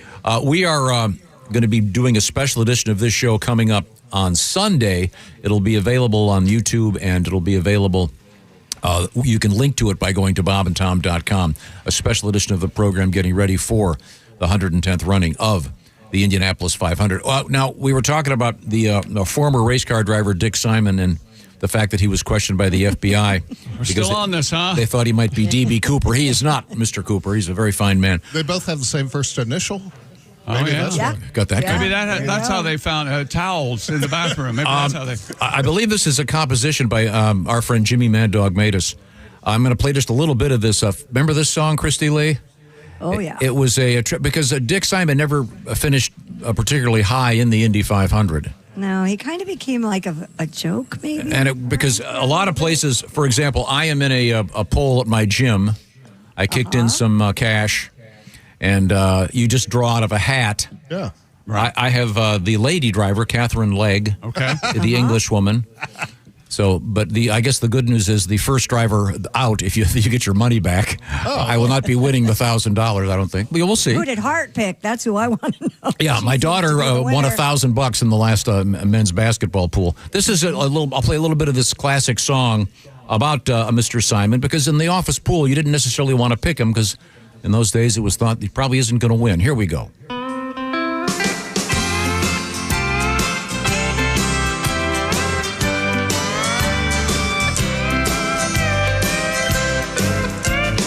Every year as the race draws near, in Indy in the month of May, some stupid fool starts an office pool, and I know I'm gonna have to play. All the drivers' names go in a hat, and I don't mean to be whining, but here comes a tears, 'cause the last 10 years I pulled out the name Dick Simon. I got dicked again when I picked again. I'm so sick of pulling dick, I got dicked again. There you go, the classic "I Got Dicked Again" in honor of the great Dick Simon. Thank you, Jimmy Mad Dog Matus, for that contemporary classic. We have are. a guest. I can see that. We are once again broadcasting from the O'Reilly Auto Parts Studios, and we have our threesome out there at the Indianapolis Motor Speedway. Christy, take over. Yes, we are joined on the dais by Joe Anderson, who happens to be the CEO of IPEX. Is that how you say that? IPX and IPX, yes. And you are sponsoring Louis Foster's car. Is that correct? That is correct. Yeah. So we were talking about the mustache earlier. Yeah, I think Joe, you better shave off the beard and just keep the stash in honor of your Englishman. I already tried. It was horrible. I had to grow the beard back out. So you're kind of new to the sport of racing and to sponsoring cars. What has the experience been like? Oh, I love it. I mean, I'm from Tipton, Indiana, so I've always been a part of the 500. So being have this opportunity to be a sponsor is pretty cool. So it's amazing. It's a lot of work. It's a whole new ecosystem. Hey Joe, have you ever been to the Tipton Pork Festival? Yes, sir. I met you and Bob there in the late 80s. I was just going to say, and that's where the great band, the Electric Amish, was founded in Tipton, Indiana. Yeah. Yes, sir. Oh, that's awesome. How did you stop? Listener, first time callers. Yeah. So, Joe, how did you keep all your hair? You look like you're 25. It's a toupee. Oh, okay. Yeah. Well, it's a damn good one. From this close. The wind's it's got an awkward smell to it. I apologize. So you're also. I'm sorry. Go ahead, Tom. No. You're the boss here. I can't. Well, I'm not the boss, but you also involved in tequila. How did you get involved in that? Oh, long story. We found a brand that we thought we could put something into. Found a tequila master in Jalisco, Mexico. Amazing guy, great vision, and we just went with it. Between here and Mexico, some kid from Tipton, Indiana, and a great group of people. We've created an amazing product that we're proud of. What's it called? About that, where are the damn samples? That's exactly what I was going to say, Josh. What's it called? I just got cleared. It's Desnuda Organic Tequila. Desnuda. Very nice. How do you spell that? Nice. DESNUDA and then organic tequila. So that means does that mean I'm organically naked? It means you're bare and unfiltered. Desnuda does not mean. I'm so prepared for this interview. 40 years of listening to this. I am ready. Bring it on. I didn't sleep last night. I studied. Yeah. Do you want to ask Tom any questions? No, not at all. So Joe, That's is the right answer. Desnuda available yet? Yes, sir, it is. We relaunched everything in August. All new juice, all new bottles. It's here at the track, the official premium sponsor of IMS for the next few years. We're really hoping to grow from a sponsor to a partner. So, Is it on one of the cars? Exactly. Where is it? You're all going to get bottles here within the next hour in a curly straw. Give Willie two, please. Joe, is it on one of the cars? Is on the livery of one of the cars? We've got it on the number 45 car, but we went full drop light on this one so we could bring all of our associate sponsors in with us. But the rest of the season, Desnuda's on Louis Foster's car. Okay, and drop light is on which car?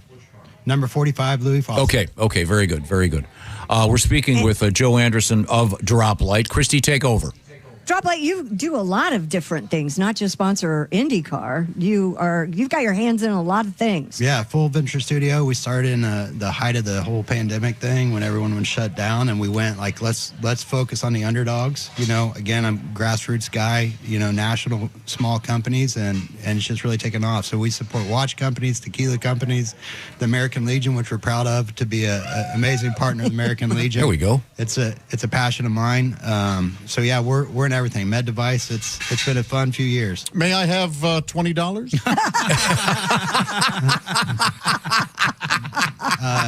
Joe, $29.99. We can get you a bottle of Blanco. Hey, Joe. Nice. Joe, have you ever ridden in the famous IndyCar two-seater? I have not yet. I want to. It's on a bucket list. You going to ride it with me? He won't do it. Mom won't do it. The answer is, for the purposes of this show, yes. The reality is absolutely not. I'd be terrified. I have done it, and I was absolutely terrified. I'm ready. Bring it on. Yeah, you will love it. Yeah. People should understand there is an IndyCar that the chairs are like, well, the seats are one behind the other, and a professional driver will take. Who drove it when you did it, Christy? Davey Hamilton drove for me. Mario Andretti drove for my husband when he did it. And it's quite a thrill. You need to try that. I want to. I'm in. I haven't done it here, but I did do it at the Kentucky Derby once. Yeah, I got to take. They let me ride American Pharaoh. I was going to say, you hold on real tight to the jockey. Yeah, you had to put your arms around the jockey. 5 foot tall Ecuadorian man. And I just whispered in his ear, "Go fast." So that was a thrill. Ecuadorian man. Hey, Joe, thanks for talking to us, Joe. You sound like a really cool guy, and congratulations on all the success of Drop Light. And can you tell me just real quick a little more about Mr. Foster driving that car for you guys? How did you hook up with him? Last year we launched Desnuda, and we found this guy within about 4 weeks at RLL. Really fell in love with this young man. Everything he's about, he's a passionate driver. He wants to win, and we've just stuck with him, and we're going to stick with him until he wins a few of these things. A lot of people don't understand what these drivers do. You watch it from the TV or you watch it from the stands. These people are going 230 miles plus. It's an amazing sport, and he's just an amazing young man. Now, you're aware that on the Borg Warner Trophy, they put a sculpture. I think is it called a bas relief? It's just the face. Yeah. And now, if he wins it with that massive mustache, that is going to be rivaling Tony Kanaan's nose with respect to the dimensions of the. Yes, that's right. I'm doubling down on that joke. Yeah, let's not forget about Bobby Rahal's mustache in 1986 when he won. So yeah, that was more Groucho. That was more Groucho Marx. Mr. Foster's is more twin caterpillars. on the It face. kind of matches your sideburns. Oh, very good. I got one in. Yeah. Yes, Got one in. we're gonna let. What he meant to say, Tom, was suck it. Hey, somebody kick that Anderson dude off the stage. We're gonna back next break. Hey, thanks, Joe. We appreciate it. Thank you so much. Joe. We're going to come right back to both the Indianapolis Motor Speedway from the O'Reilly Auto Parts Studios. This is the Bob and Tom Show. Just got to get a hold of us? Call, text, or email. Get all the contact information you need at bobandtom.com. This is the Bob and Tom Show.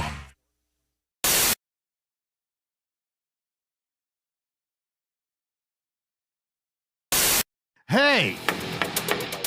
You still don't have orange insoles? Do you walk? Do you stand? Do you work? Then, buddy, your feet are losing the war every single day. Your arches go flat. Your heels scream. Your knees pop like popcorn. But wait. What if I told you you don't need a prescription, you don't need a diagnosis, you just need orange insoles? Rigid arch support that does not collapse. Deep heel cup for shock absorption. Built strong for work boots. Comfortable enough for everyday shoes. You upgraded your tires. You upgraded your mattress. Maybe, just maybe, upgrade what you stand on every single day. Orange insoles. If you have feet, you qualify.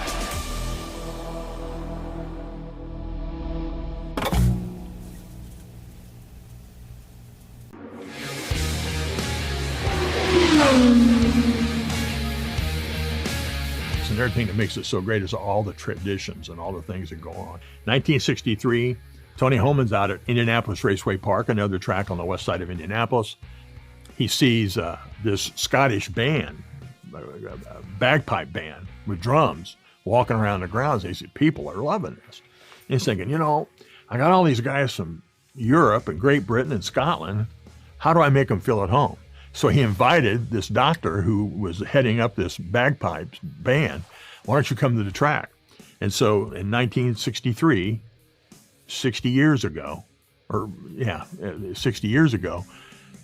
Gordon Pipers performed at the Indianapolis Motor Speedway for the very first time, and they have every year since.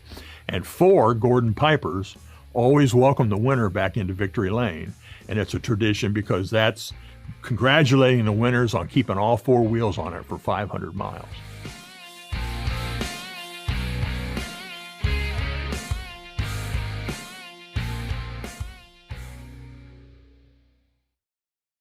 It turns and sways. Okay. Well, thanks for the call. Have a great day today. We're going to move And I've got forward. one more thing. May I say one more thing? I I've been guess. waiting 20-some years for this. Is everybody listening? Yeah, we're listening. Uh-huh. Okay. Go back 20-some years, 1998, Fort Wayne, Indiana, all weekend with me. What? There we go. Yes. Finally. I have, okay, whatever you say. Okay, remember, and listen to this. You went by your real name when you checked in, and you invited me for the weekend. Now, wait. Oh, God. I'm going to get shot for this. And you ordered grapes and Miller Lite beer. Yeah, that sounds like me, all right. That's right. Yep, that's me, okay. Okay, Deborah, we got to go here. Christy, give me the teaser. That couldn't have gone better. Yeah. Somehow I blame you. Ah, boy. Where do we go from here? I get in a lot of awkward situations, I feel like.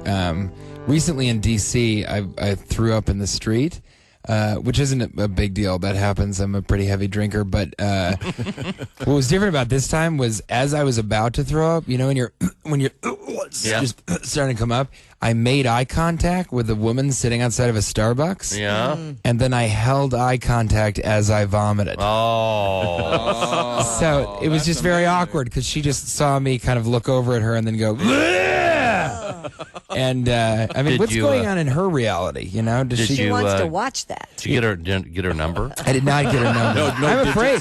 What if she go home and say, "I was so ugly today, I made a man vomit"? I don't want her to think that. You know. So I had to go over and tell her it wasn't the Man, case. that's a bad hair day. Yeah, if a man looks at you and vomits, That is a bad day. you need to visit your hairdresser ASAP. Wow. Yeah. That's a self-esteem killer. Yeah, right it there. really is. Yeah, but I get into stuff like that. See, all I'm the a time. sympathy monitor. I would have, if he had made eye contact with me, I would have I vomited. would have. Me too. You would vomit also. I would join so when you, yeah. so when you smell vomit, you immediately vomit. Say goodbye. Let's move on.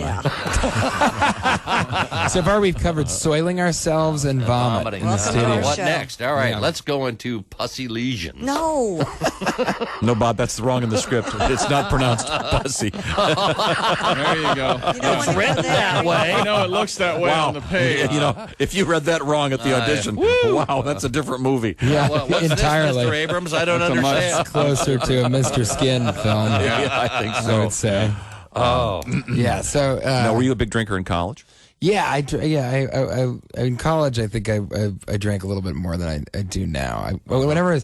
In college, whenever I drank, I would pass out. It was like my thing, you know. Right. That's how people knew me. pass out guy. Yeah, it got to the point where even before I went out, I'd go ahead and draw a dick on my face. Because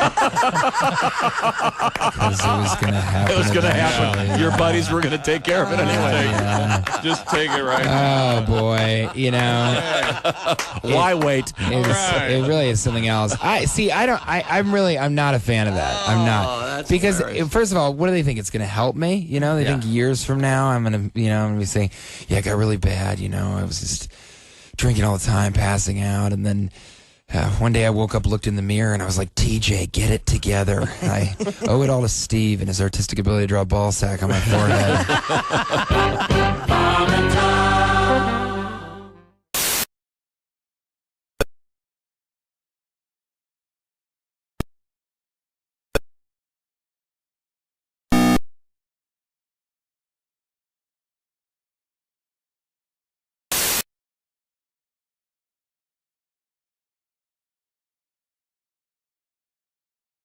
Here we go.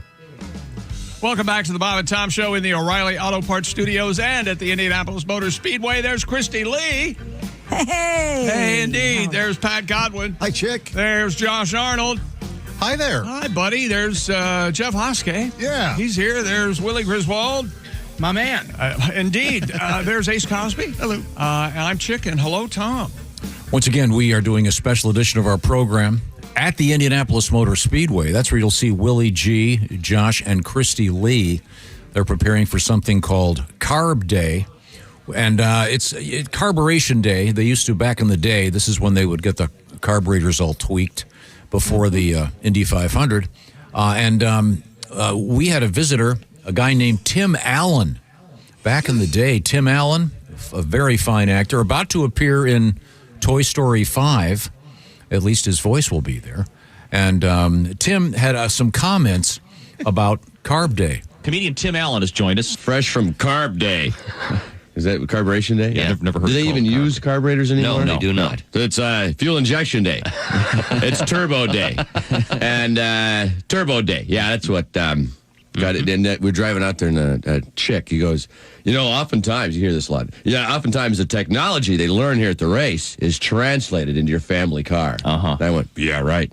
This year, the Chevy's offering the Indy Celebrity, a 900 horsepower celebrity wagon. So I'm like, gosh, George, this thing's really got some pickup, doesn't it? I got to the kids to school in about 6 seconds. We're having lapping practice next week with all the other girls' PTA. She's running the Offie. I'm doing the Buick. And Betty's got the Chevy High-Tech. I pulled the trailer right out from under the boat, George. This baby's got some guts to it. Tim Allen, the great comedian Tim Allen. Certainly looking forward to the new Toy Story. I'm a big fan. You're on an island. We know. Yeah. You don't want to go see it? No, I will not. Really? I thought we were going to do a group. Yeah. Let's all go together. It has. If you want to go together, if we all go together, I'll go. But I'm not. No, it has talking toys in it. Yeah, I'm aware of the concept. You psycho. How could you not want to see it? I find it. I know it's insane, but I find it incredibly easy. Okay, well, thank you, Tim Allen. Let's go back to the sports desk. What's happening over there? Andy Richter will serve as the commander in beef. Yeah. At the Oscar Mayer Weenie 500 race this year, the actor and comedian will lead Carb Day festivities today, including the Wiener Anthem. That must be your OSCAR. Oh, yeah.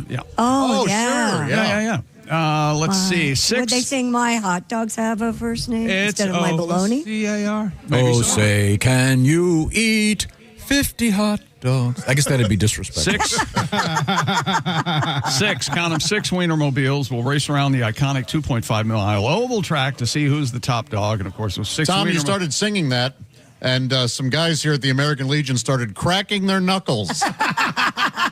Yes, I pointed out that it would be disrespectful. I didn't mean to.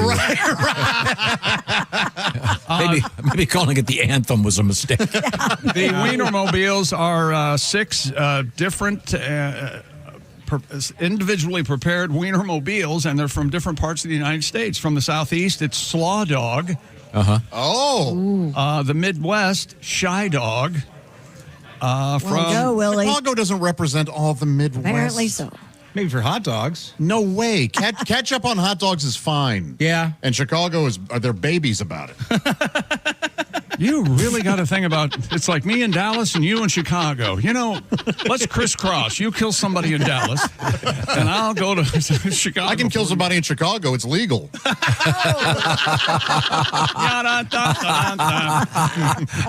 Only on the weekends, Josh. Cut it out. New York Dog is from the east, Chili Dog's from the south, Seattle Dog from the northwest, and Corn Dog is representing the United States. Now, I have driven the Wiener Mobile, as you know, Christy Lee.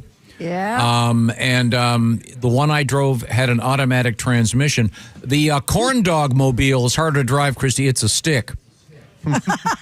That's a great joke. See, it's a great joke. It's a corn dog. Listen, will you? I mean, it's perfect. It's listen great. to how hard Christy's laughing. That's a huge laugh. Oh, that was cute. Isn't she nice? It is cute. Now, wait a minute. Let's go around the horn. My wonderful son, Willie, can you drive a stick shift? No. My dad was never around to teach me. I like it. Oh, there you go. You asked, I'm just kidding. I never had to learn. I've never had to. I love to learn, but it was never a thing that I had to do. When I was 16, my brother Jim had a Volkswagen Beetle, and I learned how to drive on a stick shift. It was awesome. Can you drive a stick, Jeffrey? Yeah, my car right now is a stick. That's right. I forgot you have a '67 Volkswagen. Patty G, can you drive a stick? Yeah, I started off on a stick, a VW Bug. A Chickster? Oh, absolutely, I can. Yeah. Ace? No. Okay. Josh? Yes. Yeah, I had a 2000 Ford Ranger that was a stick. Okay. You ever driven 3 on the tree? No, never had the opportunity to do that. Yeah, that's really cool. Yeah, but what was the stat, Christy? Remember we looked it up one day, and something like only 7% of the vehicles sold in America have a stick shift anymore. Yes, and Jeff Oskey is very well aware of that because he wants to buy a new car. And don't you want another manual transmission? Don't you want the stick? It's very limited. Yeah, it's hard to find. Yeah. The problem is now it cuts down on your ability to text. Yes. So, which is sure good. does. Little joke there. By the way, very little. We're going to be talking to the folks from the Corn Dog entry, the other Wiener Mobile, in about an hour or so. Do we know who won last year, Chick? Do you remember? I don't remember. I don't either. I was trying to think. Willie, can you bet on this Wiener action? I'm going to figure that out right now. I'm going to put my face right into my phone. I'm not going to talk for 5 minutes. And I'm going to let you guys know. Do you have a favorite, you think? Are you going to have to go with Shy Dog? No, I think I'd go with, I'm such a corn dog guy, if we're being honest. Oh, really? Right, There you I go. don't like, tomatoes don't belong on a hot dog. I agree. I take the celery salt, the sports peppers, the jard, sure. But those tomatoes, get them out. I want a slimy tomato on there. Get out of town. For all the Wiener Mobiles that made the race, there are some that didn't make the cut. Puka Dog. Puka Dog from Hawaii. Right. Plain Dog, Idaho Dog, Ripper Dog, that's from New Jersey. Sonoran Dog from Arizona. and Denver Dog did not make the race. I don't know how many Wiener Mobiles they have. Wow. Willie, if they do have betting, will you put 20 on Slaw Dog for me? I mean, you know what? I'll just probably find odds with some guy here with his shirt up and drinking all morning. See if he can give me some good numbers on that one. I love it. Thanks, buddy. It looks like Slaw Dog won the inaugural race. Oh. Thank you, Jess. And there is the Borg Wiener Trophy, Tom, in honor of... I hope they put something on the trophy other than half of the wiener sticking out of it. Oh. No, there are wieners, hot dogs sticking out of the top of the trophy. Can you see that? Yes. Oh, wow. Yeah. Gorgeous. Isn't that gorgeous? That's how I eat them. And once again, the commander in beef will be the professional sidekick, Andy Richter. Right on. Yeah, nice guy. We've talked to him a couple times before. Now, is that concluding our sports broadcast? No, the NFL Players Association has reached an agreement with a company called JAMS. That's capital J-A-M, lowercase s. JAMS will become the association's, the NFL, the league's exclusive peanut butter and jelly sandwich. Whoa. I'm telling you, this is going to cause a problem. Yeah. NFL players love Uncrustables. I just sold my Uncrustables short. I shorted it. You should have. Yeah. Good move. Wasn't it the Denver Broncos had eaten more Uncrustables? I think so, like 700 a week or something like that. Some crazy number. But this is not the NFL. This is the Players Association. So is there going to be some kind of... I don't know, but according to job action? Adam Schefter from ESPN, J.J. Watt and Caleb Williams are part of JAM's ownership group, and the player-led partnership will make the PB&Js available league-wide this season. So there you go. But I can't imagine the way NFL players are. They like what they like when they like them. Yeah. And if they start switching stuff up, there's going to be a work stoppage. So these jams, as I understand it, they're just like the Uncrustables. It's a pre-made PB&J. I'm assuming a lot. Yes. Yeah, I think it's more squared than circular, though. And I hate that I do know this. But yeah, it is a square, not a circle, I believe. All right. Have you had the jam, Willie? I believe so. I've had the jams. I've had the Uncrustables. I've had the Quick Trip brand version of this. I'm a big fan of the pressed PB&J. What's the best, though? What's your go-to? I think the best is just one that you make yourself. If we're being totally honest, that's a boring answer, but the Uncrustables are pretty good in a pinch, and they have a raspberry varietal that I'm pretty into. There's also a chocolate honey varietal that I'm into. You know, I could pass down my Uncrustable press. I have a little press thing that you do you really? Down and it makes your own. Like the pudgy pocket, like the campfire kind of thing? It's just like a little press, like a little cookie Sorry, press. I want to be 400 pounds. Christian, I'll talk about that for an hour. We can talk about anything else. I'm so sorry. Now, I have an idea for this product is called Jams. Yep. If they're looking for a theme song, I think we could go back to the great MC5. I don't know if how many of you remember this absolute contemporary classic. I'll play a little bit of it for you. Whoa. Yeah. It's scary. Wow. I was hoping it was Beep. Me too. Remember this one? Absolutely. This makes me want to eat a lot of PB&J. The MC, that is the ultimate, probably the original garage band hit. I think awesome. You could maybe Dirty Water or one of those other ones, but that is such a garage band hit. And by the way, thank you for beeping the beginning. That is the genuine intro of that song. Yeah. Kick out the jam. Yeah, that's really something. So you would pick that over Pump Up the Jam? That's what I was going with. Although pretty good. Tom is right. Jams plural. Yeah, that is better. Yeah. It fits a little easier. What is Pump Up the Jam? Oh, you don't remember that? Technotronic. Yeah. Jam. Hey, you went to an NBA game. You heard it. No, he's heard it. Is that a rap? It's one of the songs that if it was playing at a restaurant, you'd go, ugh, if this is playing here, then what are they playing in hell? Thank you very much. Okay. We're going to come back. We have got a double location today. We are in the O'Reilly Auto Parts Studios and at the Indianapolis Motor Speedway. This is the Bob and Tom Show. Thanks for listening to the Bob and Tom Show this morning. Even though we're not too much to look at, you can also watch the show on our YouTube channel. It's hard.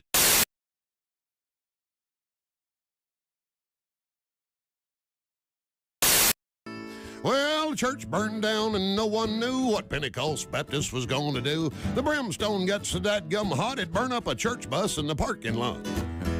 In a panic, the Reverend Dr. White called up an ex-member that hadn't lived right. He owned Joe's beer joint right across the fence. It's the same Joe's he'd preached against. He said, I don't really want to be a hypocrite. I got a Sunday school class about to have fits. We're all excited about Revival Week and been moved by the Spirit, so to speak. With all the souls we saved and money we spent, we thought God told us to sell that tent. I got a famous evangelist supposed to come. I've run out of chairs. Will you loan us some? Joe said, well, y'all can just use the whole dang place. Ain't nine on a jukebox, Amazing Grace. I ain't supposed to be open because of them blue laws, but we'll open tonight if it's all right with yo. Preacher says, well, I reckon it'd be okay. The good Lord works in mysterious ways. Is going to talk about Joshua, Judges, and Ruth, and I reckon I could do it from the DJ booth. At the First Baptist Bar and Grill, it's the only church in the Bible Belt that smells like a whiskey still. When the sinners finish one more round, we'll have dinner on the ground and go inside and pray we don't get killed. The evangelist came with a well-dressed choir. They showed up around happy hour, looked around the joint, and didn't take it real well, said the white ministry has gone to hell. Ms. Mills that taught youth Sunday school and two deacons in the back room shooting pool were sharing the Lord with the Jim Beam rep who was teaching Ms. Mills some line dance steps. Reverend White was reading from the book of Luke to a tall drunk trucker about to puke, had John 3:16 memorized, trying to dry him out to get him baptized. The evangelist yelled about the lights and the beer, said, White, you can't save any souls in here. This place ain't nothing but a den of sin. Ain't the kind of place Baptists ought to be in. Preacher says, well, we don't really need y'all here. You didn't do a very good job last year. You only saved one sinner. That's Todd McGuire. He's a little sumbitch, set my church on fire.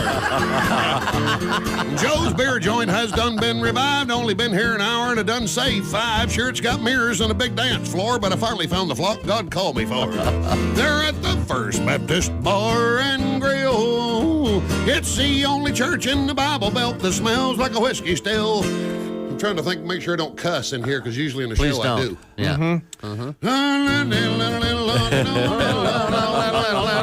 know the lyrics of that. And here's always chill. Oh, yeah. And we're here every Sunday. We're living large. We're the only church with a covered charge. And if you don't like our doctrine and think we ain't devout, we'll have our bouncer throw your ass out of the First Baptist Bar and Grill. Oh, yeah. Hi, he's Bob. I'm Bob. And he's Tom. And I'm Tom. To conquer and win, we're gonna be in the Super Bowl game.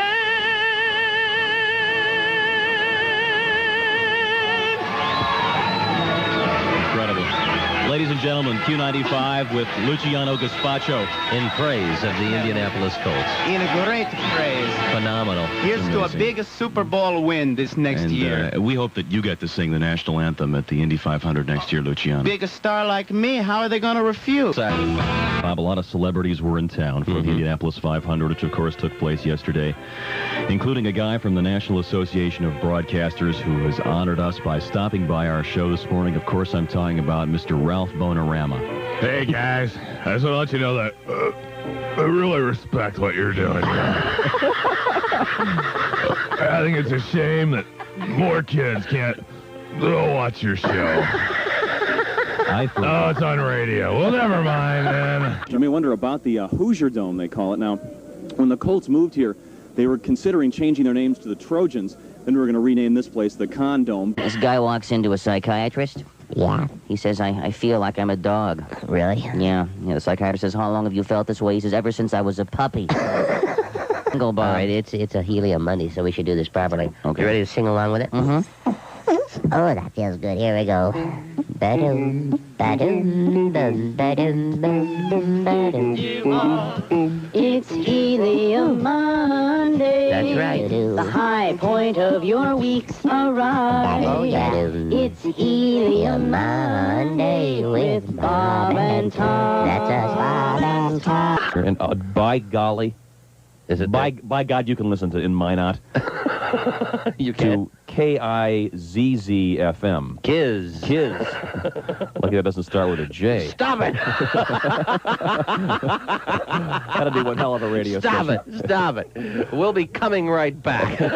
It's new wax off.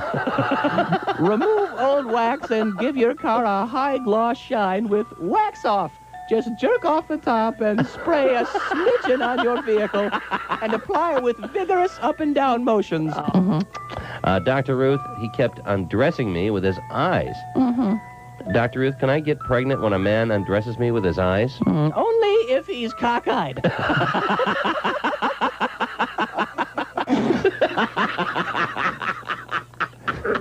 Continue. Yeah. Putting a little extra menthol there on your cigarette? That's right. Oh, yeah. Yeah. Haji, put that shaving foam down. Haji, would you like to give your street address? Maybe that'll help some people contact you after seeing this tape. Dick. But the type of people that'll be contacting you are medical experimenters, okay? Dick. I wonder if they replace his heart with a gallstone, if his body will still work.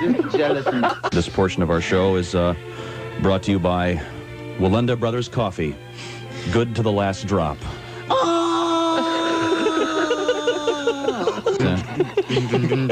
New law firm in the news today. Really? Yeah, 3 famous attorneys have formed a new law firm. Oh, really? Who are they? Gary Hart, Ted Kennedy, and Richard Nixon. What's it called? It's called Dickum, Dunkum, and Cheatham. I wish you wouldn't make fun of Gary Hart anymore. Why? The guy, I mean, he was 6 inches away of becoming president. You know what I mean? Keep it in your pants, Jimmy. Get on your knees and pray, and when you get over, Woody. take it home and tell your What are we talking about? Woody Hayes. Of course. So why do they have one of the main thoroughfares for people in that city? Why don't they build A little, Hey, welcome back to the Bob and Tom Show. Some of us are in the O'Reilly Auto Parts studio. Some of us are at the Indianapolis Motor Speedway. There's Christy Lee. Hi. Hi there. Sorry I was late. There's Pat Godwin. Hello, Chick. Hello. There's Josh Arnold. Hey there. Howdy do. There's Ace Cosby. Hello. There's Jeff Oskey. Yes. There's Willie Griswold.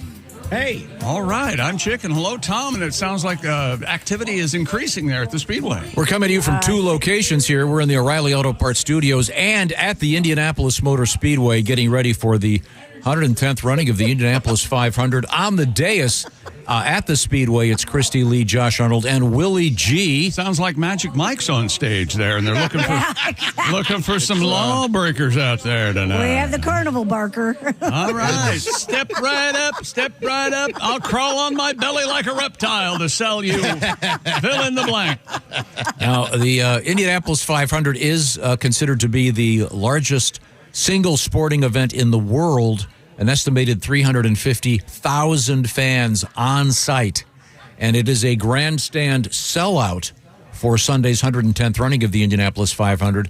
There'll also be tens of thousands of fans within the confines of the track, especially in something called the Snake Pit.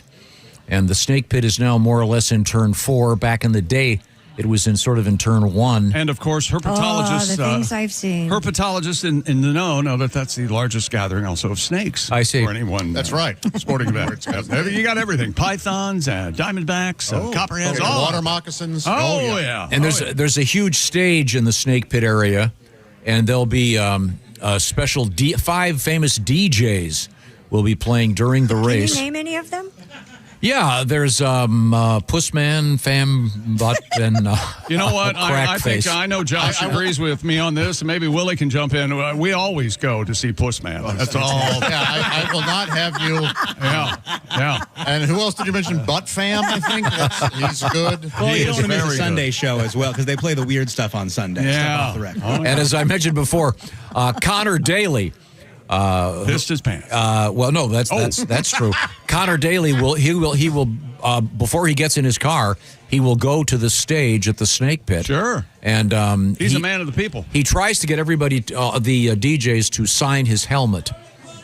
But I know one of them is flying in that morning and is going to get helicoptered in.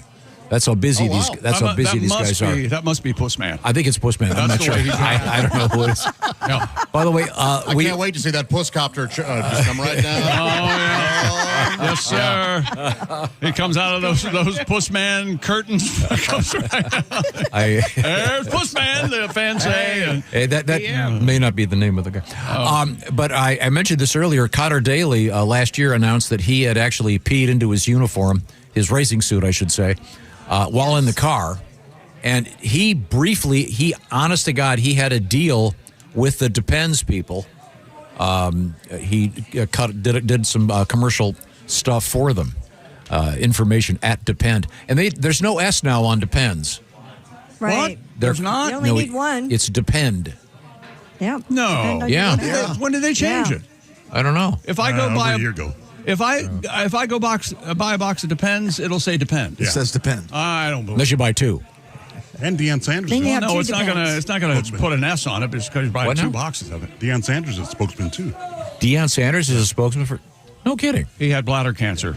Oh, okay. Back to you, Tom. The beauty of Ace Contract.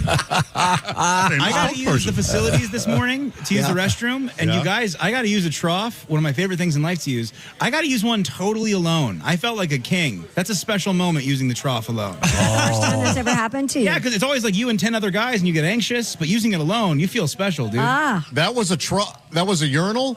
Yeah. I filled up my water cup. I did it. Now, there was a time when they used to have the troughs where you'd be facing another guy. Oh, yeah. Yeah. They have those still in the good old infield. days. They do? Wrigley, yeah, right. It's showdown time. Yeah, I mean, that is awkward. Yeah. Yeah, on this. Godwin misses those days. Make eye contact with a fella while you're doing it. It's nice. I remember being a little kid and using those. It was like being on the Maiden of the Mist at the Niagara Falls. Oh, gosh. Brutal. Yeah. There's a lot of urine flying around. Oh, God. Well, we have to go back to the sports page. Is that correct? We have world records, Tom. Let's not forget. Stupid world record. Officials in Nepal say hundreds of climbers scaled Mount Everest in a single day, setting a new record. The Rishi Ram Bandari of the Expedition Operators Association Nepal, that's right, the EOAN, said 274 climbers took advantage of clear weather to summit the world's tallest mountain on Wednesday, the 20th of May. The previous record set on the Nepal side of Everest was on May 22nd, 2019, with 223 climbers. So your new record, 274 climbers summited. It's ridiculous. If you saw the pictures, it's just this huge line. It looks like they're selling concert tickets. One of these days, Do they have a guy up there going, your time is up. You must move on now. Yeah, no kidding. There would have to be someone to hurry you along while you're taking pictures. Yes. Yeah, I think you're only. You kind of lose the majesty when you're up there with that many people. Yeah, I think. and I guess now they have a slide to go down. So that's fine. You know, I watch a lot of Everest documentaries, and when you're on the summit of Mount Everest, you're standing as high as planes fly. It's the same altitude, 30,000 Think feet. about that. now, I looked this up. The fees for climbing Mount Everest vary. Last I heard, it was $80,000 to $100,000. Yeah, depending on, there's different plans, luxury plans, et cetera, et cetera. But yeah, you're looking at a minimum probably of $35,000. Oh. And now, Josh, you're familiar with groups of animals. They have such designations as a pod of whales, et cetera, et cetera. You know what they call 200 people waiting to climb Mount Everest there?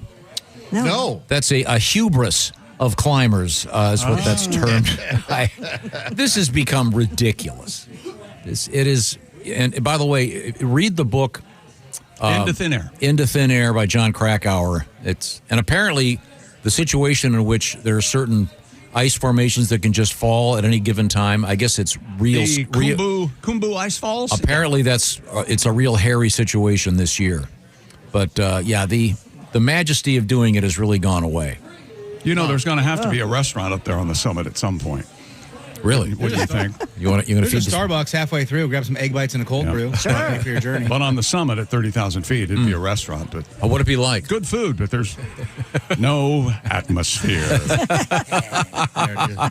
Okay. Fried chicks are my bad on that one. My bad. Oh, no. Antiseptic chick.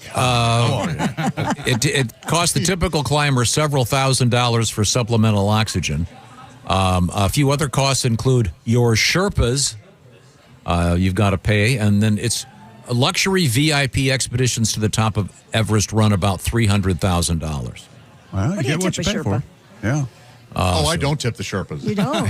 No, they're paid really born and raised to do that. Actually, it's an honor for them to escort. I see. Josh is way ahead of this. It is an insult to tip a Sherpa. I don't know. Right. Yeah. And wasn't the first guy actually named Sherpa? Isn't that the whole deal? I think there's a lot of them named. That's their name. That's where the Sherpa thing comes from. Okay, well, It's not in any event, Nepalese for climber or anything. It's their. It's Nepalese, not Nipolese. No, did I say Nepalese? Yeah. Although I guess when you're at that altitude, your Nipolese are sticking way out, right, Pat? Yeah. Okay. Do we have one more world record? We do. Stupid world record. Are you ready? Yes. A so-called turf care influencer. She's known as the Lawn Queen. Has broken the Guinness World Record for the fastest time to mow an area the size of a football field. Hallie Ryman mowed the turf mutt Great Lawn at Louisville's Waterfront Park in 14 minutes, 51 seconds to achieve the record title. Is this with an electric or gas-powered lawnmower? This is my job. Organizers said Guinness rules required the grass to be at least 6 inches prior to mowing. Or 6 inches briar? That sounds like a turf lingo there. I'm not up on my turf care lingo. Hey, listen, she's a turf care influencer. That's got to be a relatively small group. Yes. Who does she get sponsors from? I'm trying to think of a. I actually follow a turf care. Well, it's not. It's a guy named. It's called SB Mowing, and he goes around and he cuts these lawns for free, and it's as fascinating as I follow that guy. I love that guy. I love him. Yeah. And a time And he lapse. cleans all the weeds out. Yep. Yeah. It's Time great. lapse of him doing his job. It's fascinating. Yeah. Yeah, yard work is tough, but watching someone else do yard work, that's a nice time. Yes, it is. Oh, you learned that from your dad? That's what they call a Griswold tradition. You like the videos too? Come on, man. Yeah, whenever that guy's finished cutting my lawn, I always say, gracias. There we are. Okay. Isn't that Spanish for thanks for cutting the lawn? Christy, You're close. You're getting there. it's Friday, then it's going to be Saturday, and then it's going to be Sunday, and then it's going to be Hyundai. Hyundai. That's right. Yes, that's exactly right. Thanks to my Tucson hybrid, I love my Hyundai. Yep, it comes with America's best warranty. We also have advanced safety features and the latest in technology. You can't find a better hybrid. Trust me, the Tucson hybrid waiting for you at your local Hyundai dealer. If you would like something still stylish but yet a little more off-roady, is what I call it, check out the Santa Fe. The Santa Fe hybrid with the power to navigate wherever you want to take it. Check out the hybrids from Sunday Hyundai. See what you've done, chick? Yep. The best of both worlds. Visit HyundaiUSA.com, your local Hyundai dealer, or 562-314-4603 for all the details. And did I mention wonderful gas mileage? That's right. You don't have to plug them in. Not these hybrids. They do have an all-EC thing, but that's a different story. Check out the hybrids from Hyundai. Yeah, I wanted to sing, whatever you say, best of both worlds, I want to go to my Sammy Hagar. I know, I love that song. But lately I've been singing my new Miley one. Cyrus? Does Miley Cyrus sing that song? And Montana. Well, Hannah Montana sings the song. Oh. Yeah. Miley might have helped her write it a little bit. I like to sing Do You Know Who Makes the Santa Fe? Little Hal David Burt Bacharach. Conservative estimate, 70 years ago, what he's talking about. 70 years. It's a classic. By the way, Christy, you were talking about the hybrid system. You know, that's on the Indy cars now. It sure is. It's pretty cool.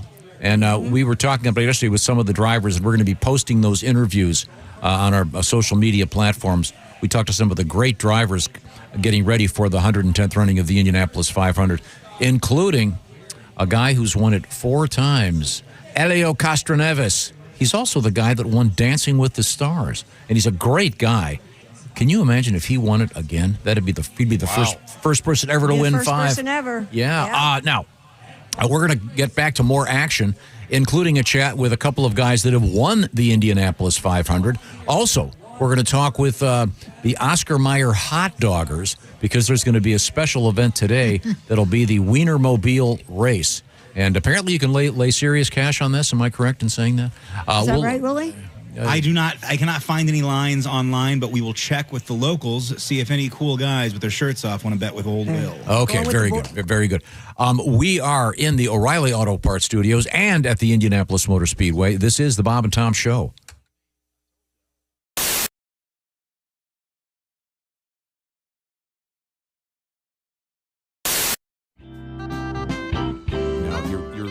kids are, 11 is your son, right? Yes, correct. How old's your daughter? 6. 6. Okay, great.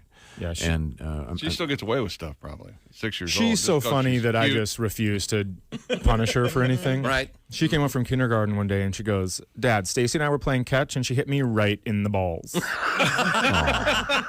She only has an older brother. She's only heard that area referred to as that. A good dad would tell her that she's wrong. I am not going to do that. I have chosen to use that to my advantage. She'll be on her first date making out with some dude and she'll be like, touch my ball. Guess who's done making out? Until at least college, because now everyone in high school thinks she has balls. Thanks, Facebook. Best daddy, come on.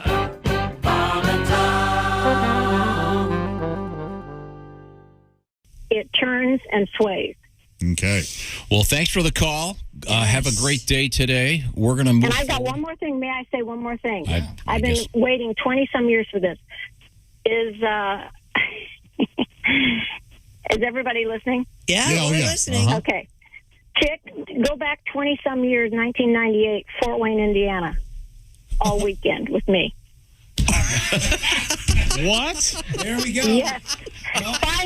Finally. I have, okay, whatever you say. Okay, remember, and listen to this. You went by your real name when you checked in, and you invited me for the weekend. Now, wait. Oh, God. I'm going to get shot for this. And you ordered grapes and Miller Lite beer. Yeah, that sounds like me, all right. That's right. Yep, that's me, okay. Okay, Deborah, we got to go here. Christy, give me the teaser. That couldn't have gone better. Yeah. Somehow I blame you. Ah, boy. Where do we go from here? Well, there he is. We're going to be joined by Randy Feltface is joining us. May we call you Randy, or do you prefer Mr. Feltface? No, I'm very happy with Randy. Let's keep it informal. Okay, sure.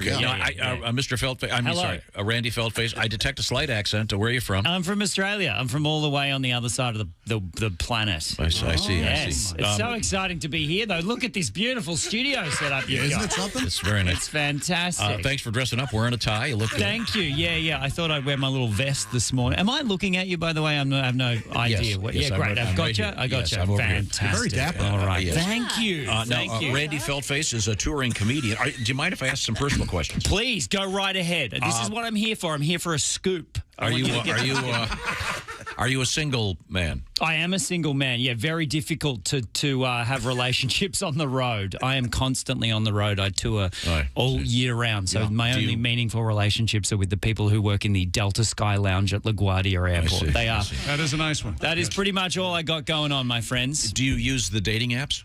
I don't use the dating apps. No, I'm not on the dating apps. I find when you're only in town for one day, the investment in planning ahead. What am I going to do? Get 4 cities ahead? Try to hook up dates? No. I generally just walk around the streets, just screaming for attention. You move well. I'm sure. Thank you. Yeah, I'm quite the mover. This is yeah. You should see me. Yeah. Hey, there he is. Yeah, look at this. I've got all the moves. You should see me with a katana at a Monopoly game. I'm sure. Do you? Is it fair to ask this? Do you have a type? If I were to ask your friends, hey, listen, we were talking with Randy Feltface. Is there a specific type of, Nah, not picky at all. Really? No. Again, in town for 24 hours. I'll take what I can get, really. Yeah. I see. Yeah. How often do you get back home to Australia? Well, I've been on this particular tour just for a couple of months. So, I was there for December, January. I was there for the Christmas period. Nice. And then, love the Christmas in Australia, the hot, summery barbecue weather. Very different to here. Very different to here. It's all backwards. I know. How about that crazy southern hemisphere, am I right? Anyone who's with me? Yeah. Who's with me in the morning? Anybody? I know. Now, who are... I'm actually here to audition for the show. I feel like I could be a permanent fixture. Sure. Have you got any news stories? Throw me something and I'll just come back with some wacky quip. Okay. What do you got for me?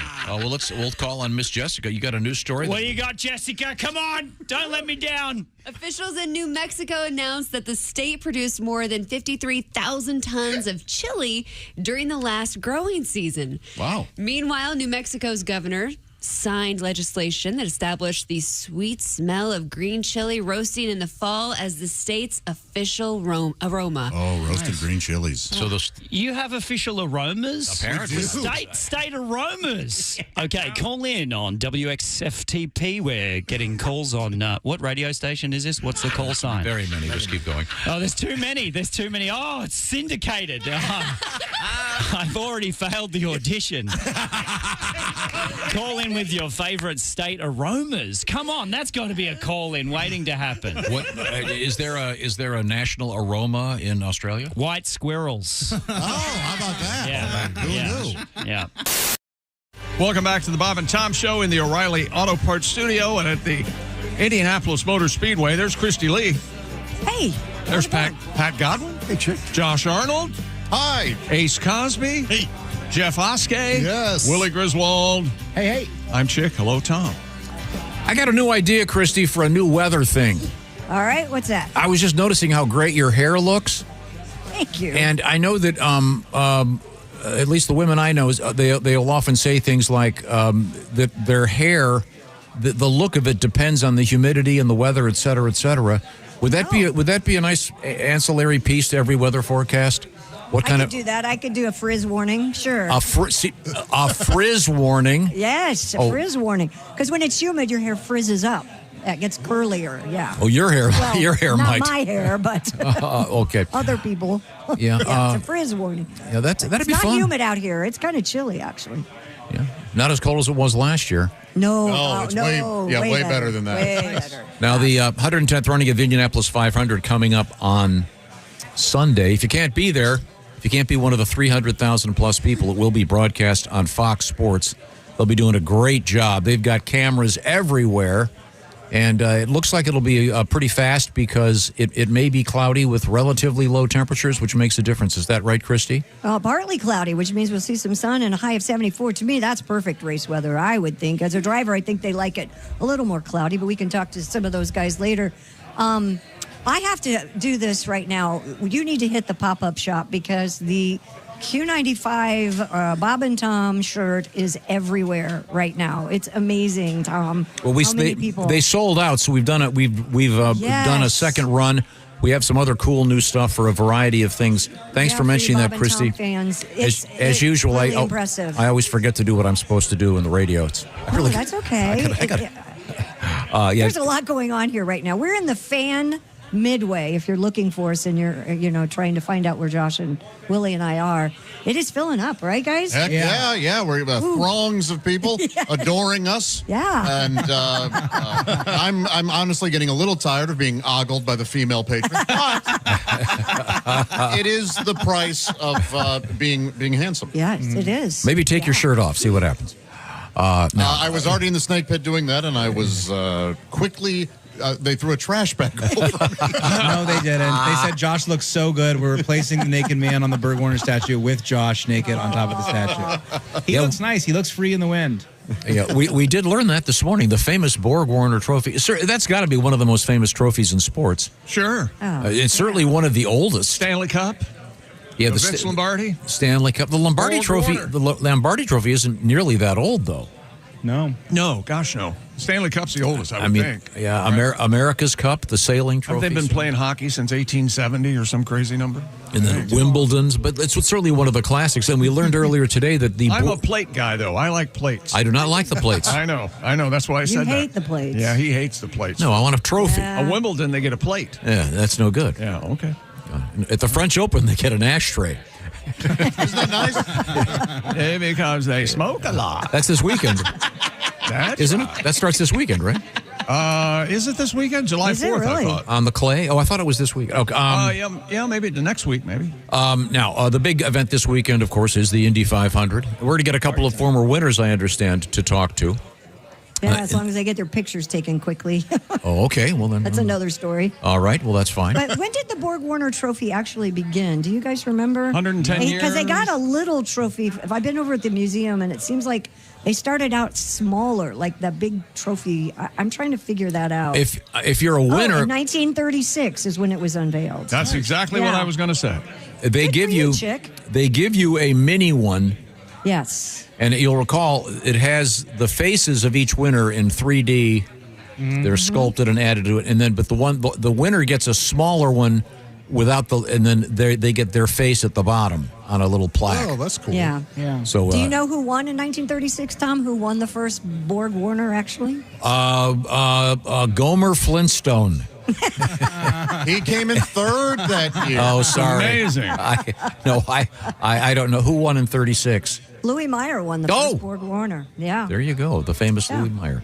Well, that's good to know. And then he opened up the film production studio, Metro Goldwyn. No, and then he Mayer. started the hot dog company, Oscar Mayer, and that's why we're doing it. Okay, right. Okay, none of these facts are correct. Do we know who the naked man is on top of the trophy? Arnold Farquhar. Jerry West. Jerry West. Yes. He's on all the logos. I thought he looked familiar. Yeah. And again, there is a naked guy on top of the trophy. And he's modeled after just a Greek athlete, Jeff. And by the way, he didn't win the race. You can tell he's not in the excited mode, if you will. Oh. So But he's waving of the course, checker flag. You'd think he'd be excited. You think that whoever wins Sunday is going to have an erection? Is that what you're saying? Right. That's why they pour the milk over themselves to cool that thing down. It's like if you're doing lathe work with metal, you've got to have the fluid. Yeah, it's like when you eat a jalapeno pepper, you need milk to cool it down. Yeah. These are all true facts. There is a naked guy on top of the Borg Warner, and it's they always photograph it so you can't see that. Now, I wonder if Fox Sports, because they're going to do incredible coverage. Their coverage already is amazing. And be sure to tune in early because the celebration and the various pageantry is awesome. I know the word awesome is overused, but when you see those Black Hawk helicopters flying over the crowd. Yeah. If you don't get goosebumps, you're dead. And I keep waiting, by the way. Christy, I know that your daughters attended Purdue University. Yes. And they bring that gigantic drum down. Uh-huh. I keep waiting for some rock band to lease that for a show. Because, there was a period of time, especially when bands would have a guy up there that would have 75 drums. Oh, yeah. The guy in Rush, Neil Peart, had all those. Wouldn't that be cool, though, to just have a guy standing there just for one huge hit on the Purdue drum? Has that ever happened, Sophie? Has anybody rented that? No. She says no. Nobody's ever done that before. That'd be cool. That's a great idea. And she also gave us the finger. Well, they're getting a new president. Why would I know that? Maybe the new president will be cool enough to do that. Hey, maybe. Christy, could you let Sophie know that I know my credit card got denied, but I will have a new one in, and that OnlyFans payment will go through immediately. There you go. I apologize. Yeah, she's shaking her head. Okay, that's fine. I understand. And she says that she knows. She always thought that was you, Jeff, under the code name Boner Beard.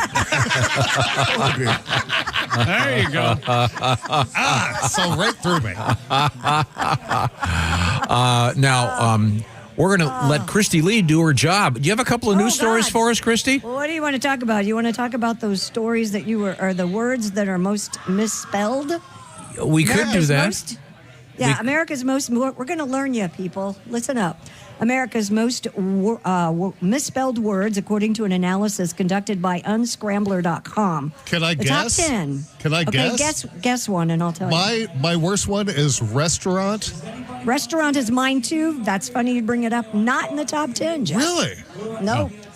Yeah. I'm totally with you on that. What about I have a. It's the Chlamydia is not on the list either. You learned how to spell that one pretty quick when you asked. I have a trick for restaurant. I pronounce it restaurant in my head, and that gives you the TAU there before you go. Oh, okay. I know that the most mispronounced is restaurateur. Mm-hmm. There's no N. It's not restaurateur. That's right. Really? You're welcome. Why are you taking this out on us right now? You know what? Are you mad at? He really thinks he's helping right now. He really. You know what mine is? We got that restaurateur thing all cleared up. Educating the proletariat is my goal. And there's more of those every day. All right. Number Christy, 10 is pterodactyl. separate. Pterodactyl not on the list. Son of a gun. Most misspelled words. Go ahead. Misspelled words. Gonorrhea. Oh. You are not helping. Sorry. Separate is one. What? Separate. Oh, okay. Like, yeah. Yeah. Keep them There are two separated. A's. 2 A's. A lot of people think it's 2 E's, right? Yeah. Number 9, niece. I before E except after C. That doesn't apply to that word. Except niece. Yes, I was getting there. E before I when C. Number 8 is beautiful. Beautiful. I don't have any trouble with beautiful. Not you. Can't spell 8? What's so hard? ATE. What's next? Definitely comes in at number 7. Yeah, defiantly. I'll do that by accident a lot. The autocorrect. You dummy. Number 6 is because. Because? Is that Because. Who can't spell Because of wonderful things they do. How do you misspell that? I wonder. ECUZ or something? Oh. Tomorrow is number 5. Tomorrow. Yeah, I can. It's people put 2 M's Oh, okay. instead of 2 R's. Business, number 4. Oh, that's business. BIDNESS. Yeah. Business. Through, number 3. That's because of drive-throughs. They probably spell it THRU. Probably. Favorite, number 2. What? Yeah. And I learned that one from watching My Favorite Martian. the great Ray Walston. My favorite Martian. Yeah, because they had the way the logo was. Very handy. And the number 1 misspelled word, bougie. Oh, okay, that makes sense. I didn't think That bougie does was a make sense. word. I mean, bourgeois. Bougie Yeah. slang. Yeah, it's slang. Right? It is Yeah. slang. Yeah. Yeah. Like, We have a guest. Okay. I don't know if he knows how to spell bougie. Do you know how to spell bougie, Al? I do not. You like to do the bougie woojie? Yeah. Okay. Good morning. Good morning. We have Unser Jr. joining us, 2-time Indy 500 winner. How are you today? Thank you. Doing well. And you're wearing your nice jacket. Do you want to explain to everyone about these beautiful new, kind of a semi-new this jacket? was an idea of Rogers. Yes. He gives past winners jackets, and they got pictures of all the wins and so on the inside of it. Oh, So, that's yeah. very cool. Oh, and there's room for your flask. Exactly. Yeah. So Al, the artwork is on the inside. You had to pull out the lapels. Yeah. Yes. So if you're- work is on the inside, so That's kind of Custom cool. made for each driver. Isn't that awesome? Yep. Now, do you leave them here like at the Masters, or do you get to take those home? No, they have to be left here. They've got devices inside them, GPSs. No kidding. They track us, so we They better track watch out. us. Yeah, exactly. Ari's Do got not one. go to a strip club tonight. Ari Luyendyk is also joining us, another 2-time winner. You don't have your jacket on. Where's yours? I just put it in the car because I'm cold. Oh, okay. Fair enough. Fair enough. Oh. And I cannot go. I have to go to the drivers' meeting at 9 o'clock. Oh, yeah. You work now. I forgot. Yeah, I do. Ari works in race control, for those of you who don't know about that. You know, Now that means car racing, right? He's not controlling who gets in here. However, I think the time is right to talk about true race control. No, we're not talking about that. Okay. You guys. What now, Ari? Tell us, what does one do at race control? Where is this person? Oh, he's right there on the team. That's Tom. He's back at the station. Hello. What I do in race control together with Max Pappas, who's another ex-driver, drove Indy cars, Formula 1, NASCAR, you name it. But Max and I are the 2 race stewards. Al Jr. used to do this as well a long time ago, before I came along. And we just look at strictly what the drivers do on track. You know, avoidable contact, blocking, just unsportsmanlike behavior. Avoidable contact. You know, those words didn't exist when we raced. We could just go and run over whatever we wanted to. Yeah, and we used to block. We used to block each other so bad. It was like, oh man, am I going to really do this to him? But no blocking anymore. So, Ari, are you able to? Then, do you radio a penalty to somebody? How does that work? Well, we have like 20 people up there in race control. The communications are with race control. All the teams are in communication with race control. And For instance, let's say one driver thinks that another guy blocked him, and we can't see everything of all 33 guys, but they will message it to IndyCar. Then I get the message. We find the video. We find when it happened. We want them to tell us when did it happen, where did it happen. We find it. We look at the tape, and we go, oh yeah, he did block him. And then we put it under review, and then we look at it some more, and then we decide if we penalize or not. So and by that time, the race is over. No. The way he's describing it is the race is over by the time you do that. No, but we try to do everything like within a couple of minutes because we don't want to, because it could affect their strategy if they get a penalty. So then they get their penalty and then they, revisit and change their strategy. This is why the drivers want to make best friends of Ari and Max. All right. They want to make best friends with these guys. Best friend, money exchange? Exactly. All right. You guys are putting it to a whole new stupid level. That's what we do, Ari. I want you to lose your job. Yeah, well, we're going to take a short break. We'll take a short break before we'll be back with another level of stupid in just a minute. But first, I want to remind you about our friends at American Financing. Your house is probably worth a lot more than it was just a couple years ago. It's amazing that the average house in the United States, your home is worth about 40% more than it was, say, 5 years ago. Maybe not yours, but most of them are. I was just looking at some averages. And if your house is 10 years or older, it may be worth maybe double of what it was. So what's the advantage of this? Well, you don't have to sell your house to take advantage of all that cash sitting there. All that equity in your house, you can actually tap into that and get handed a check. This is what the folks at American Financing are all about. You can get all the information at AmericanFinancing.net. And the idea is your house is worth a lot more, so why not grab some of the cash and do something with it that's fun? Maybe build a new, fix up your kitchen, get a new garage, whatever it might be, pay off some credit cards. The average client right now at American Financing is saving about $800 a month. They also have a program that would knock two mortgage payments down the road a couple of months. Limited time on that. So get the details by visiting AmericanFinancing.net.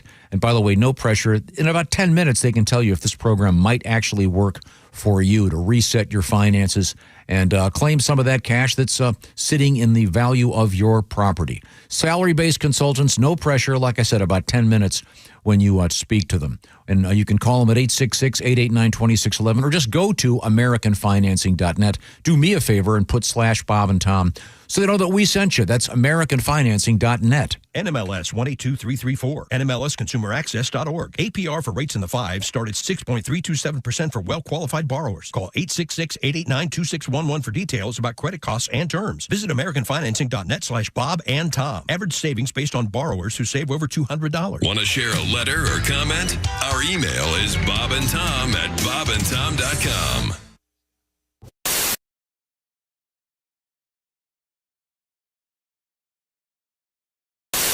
Hey! You still don't have orange insoles? Do you walk? Do you stand? Do you work? Then, buddy, your feet are losing the war every single day. Your arches go flat. Your heels scream. Your knees pop like popcorn. But wait. What if I told you you don't need a prescription, you don't need a diagnosis, you just need orange insoles? Rigid arch support that does not collapse. Deep heel cup for shock absorption. Built strong for work boots. Comfortable enough for everyday shoes. You upgraded your tires. You upgraded your mattress. Maybe, just maybe, upgrade what you stand on every single day. Orange insoles. If you have feet, you qualify.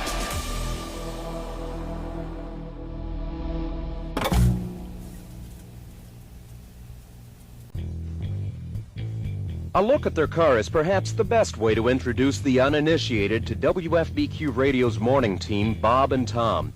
The pink and camouflage junker features 3 hood ornaments, a bowling trophy, the hind quarter of a horse, and a jar of tartar sauce that will have to be explained elsewhere. Q95 Night Ranger when you close your eyes. It's 8:42. You're with Bob and Tom on a 2 for Tuesday. Good morning. Howdy. Great. Holmes. Sherlock. Let's play word association. Okay. Howdy. Holmes. Sherlock. Holmes. John C.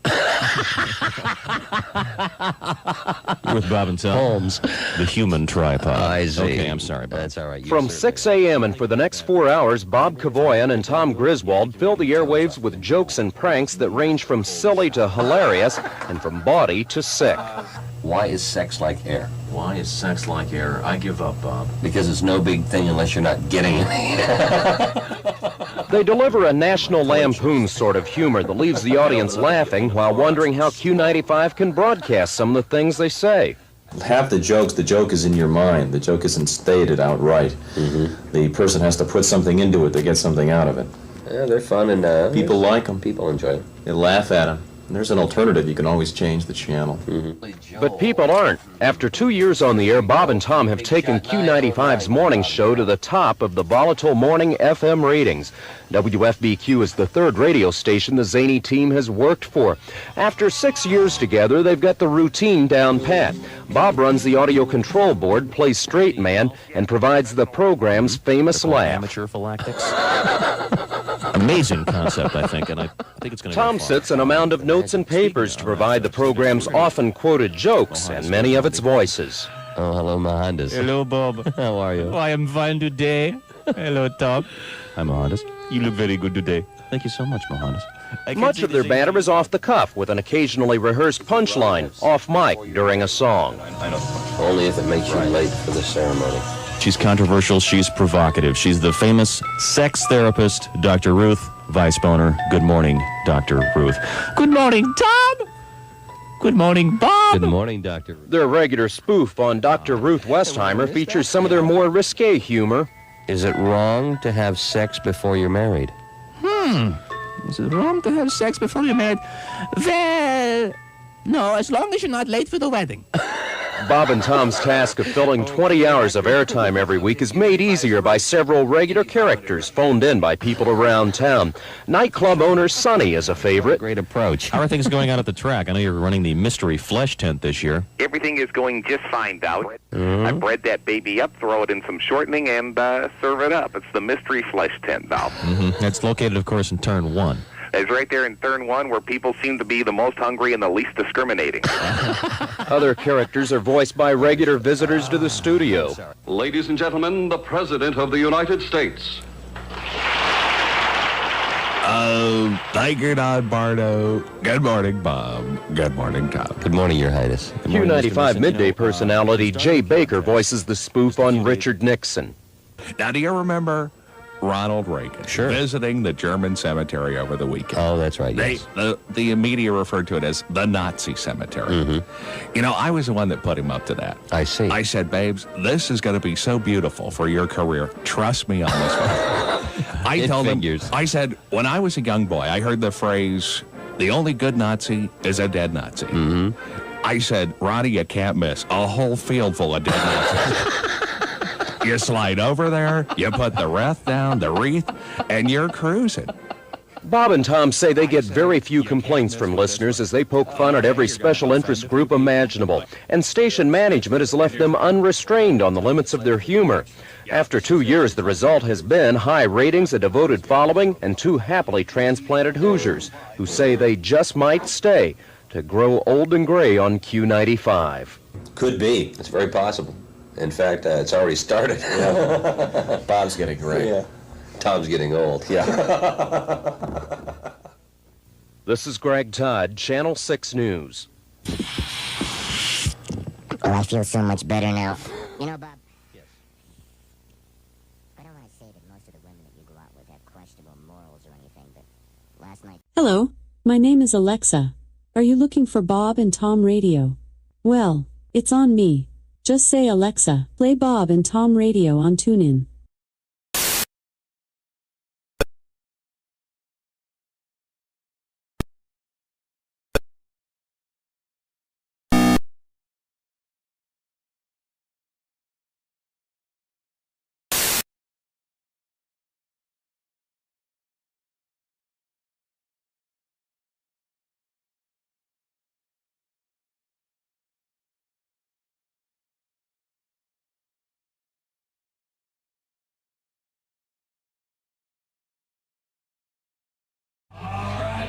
Yes, right. All right, folks. Here we go. Yes, sir.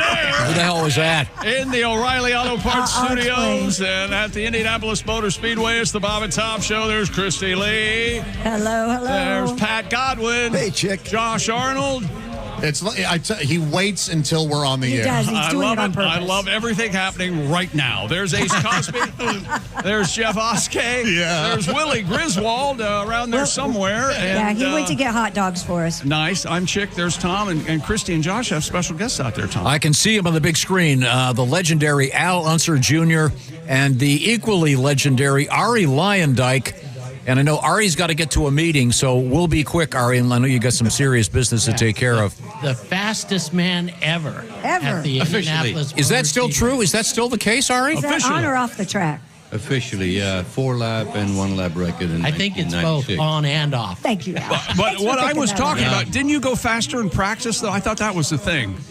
Yeah, we did, but it was with a tow of another car. It was not by myself. So, okay. You know, even now they show on the screen the quickest laps, but then they also show the quickest no-tow lap, and they figure out. I don't know how far ahead the car must be. 10 seconds. Okay. Or more. Al knows. Because that draft has a big effect on the speed. So if you catch a little bit of a air pocket from a car created ahead of you, it makes a big difference. So we went almost 240 on that Friday.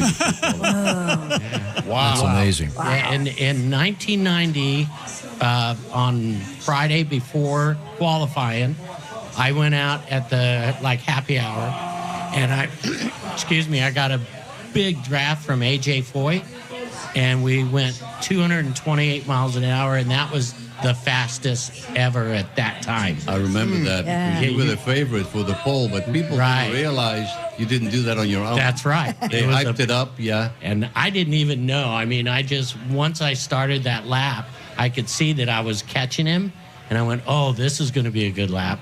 Yeah, and those are just for fun, really. They're not realistic. Yeah. Tom, these guys have to go, but I wanted to ask one question before they do. We've been talking a lot about, Josh, walk-up music for baseball players. Yes. If you guys could play any tune for a pace lap in your car right before the race, what would it be? Mine would be Bon Jovi, Dead or Alive. Oh, that's cool. Whoa. All right. Wow.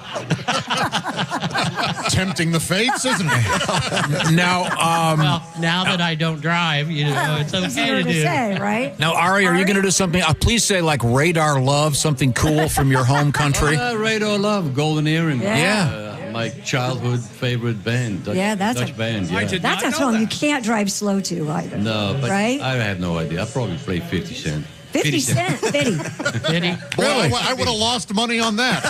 Yeah. Wow. Well, Ari dig 50 Cent. I actually like that. I would have. I'm with you, Josh. Yeah, but you are Dutch, of course, and I think that's one of the greatest driving songs of all time. Yeah. Did you ever meet the guys from Golden Earring?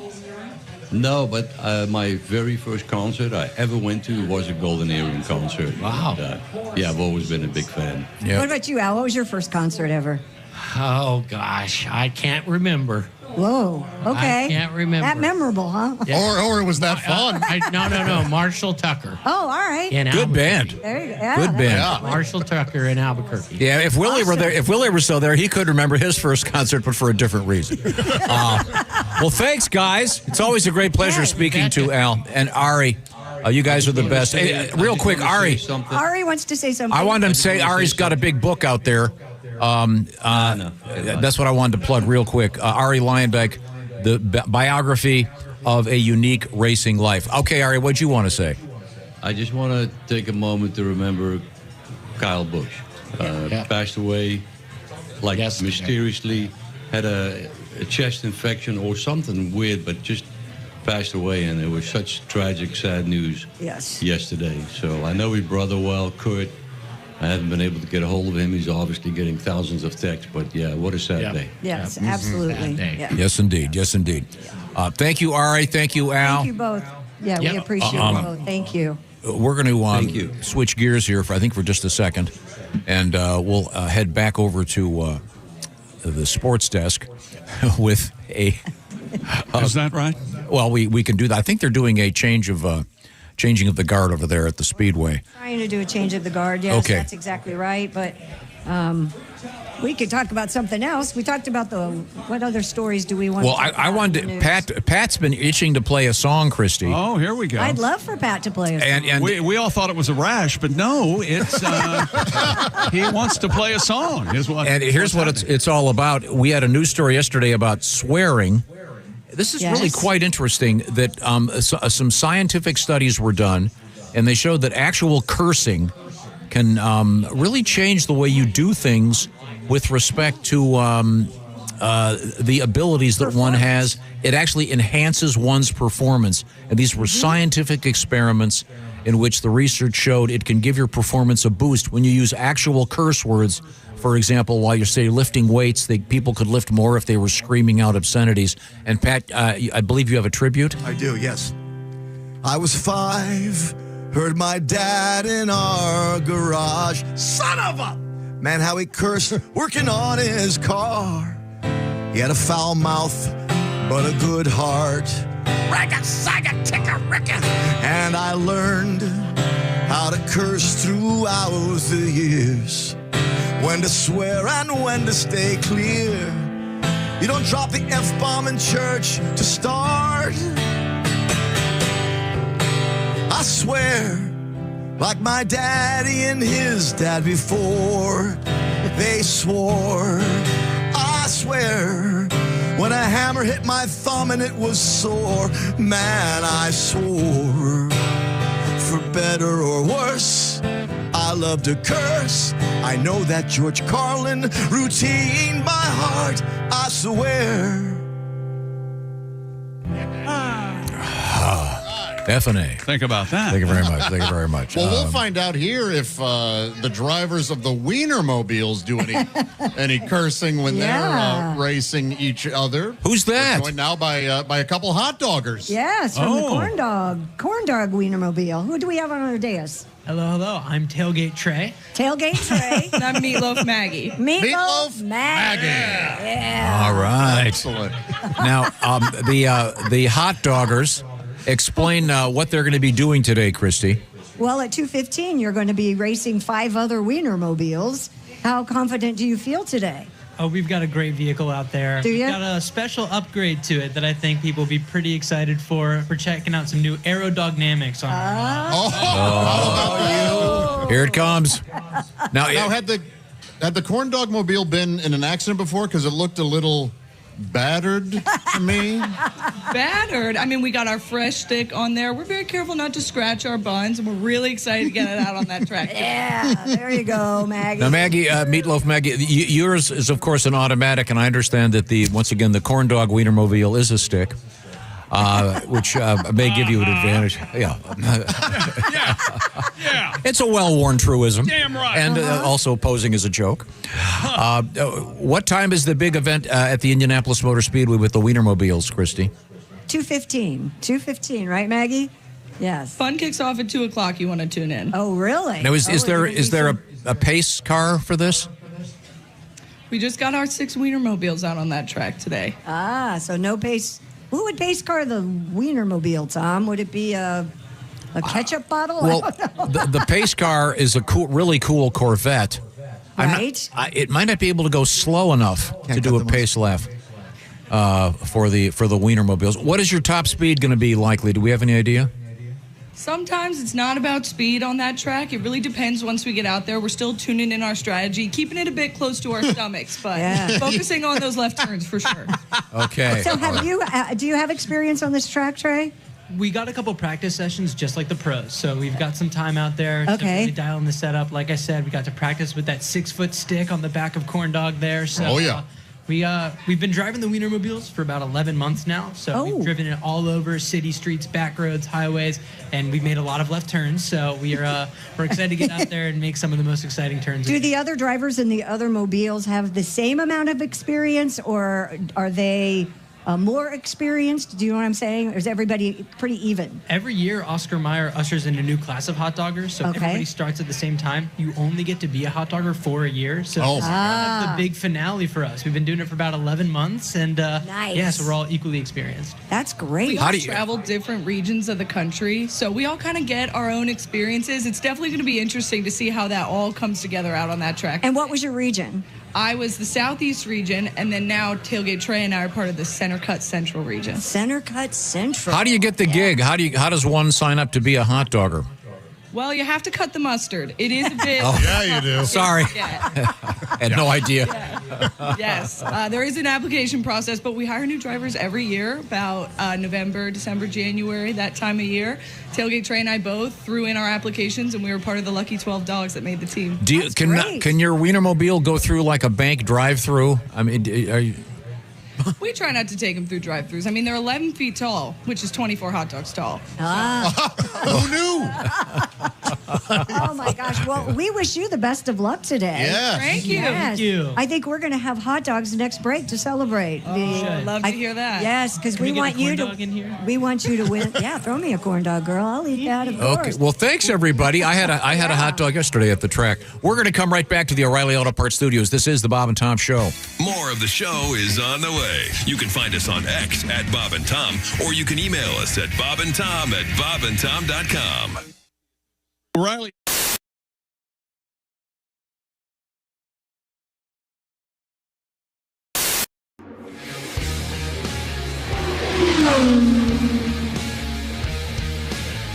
Well, Dan Weldon was the Lionheart was the 2005 and 2011 Indy 500 winner, and he was just such a personable person.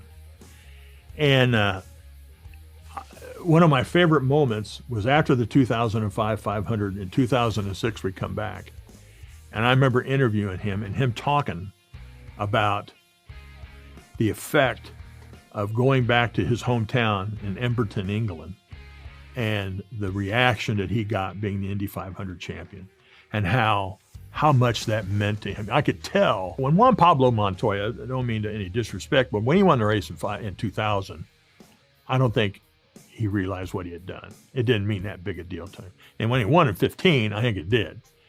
But in 2000, I don't think it meant that much to him. But to see Weldon's passion, and to see him with his kids when they were very, very little in the garage area, and just his confidence in August, after he won the race in May of 11, and then in August, they had announced that big race that they were going to do in Vegas in October. And this was August, and he was back doing PR for that event during the Brickyard. And I saw him in the media center. I did a last interview with him, about does it ever get old? Oh, no, it doesn't get old winning the Indy 500 and how important it was to him. But just his passion, how deep he felt about that. Mark Dismore, who was an IndyCar driver, owns a Newcastle Motorsports Park out in Newcastle, Indiana. It's an outdoor, it's like a European karting track and facility. And Weldon had a kart out there and was out there all the time running. And just here's a two-time Indy winner just hanging out, running his go-kart, his shifter kart, but he just loved it. And he just loved being a part of it. And when you see the stuff of him pouring the milk on himself and laying on the bricks, and his passion just shone through, and his love and his realization of what that place meant, and just carrying that mantle as an Indy 500 champion everywhere he went.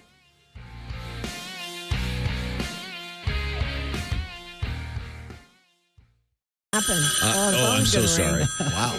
Hello, Bob and Tom Show. Bob and Tom, it's Kenny Tarmac. Kenny.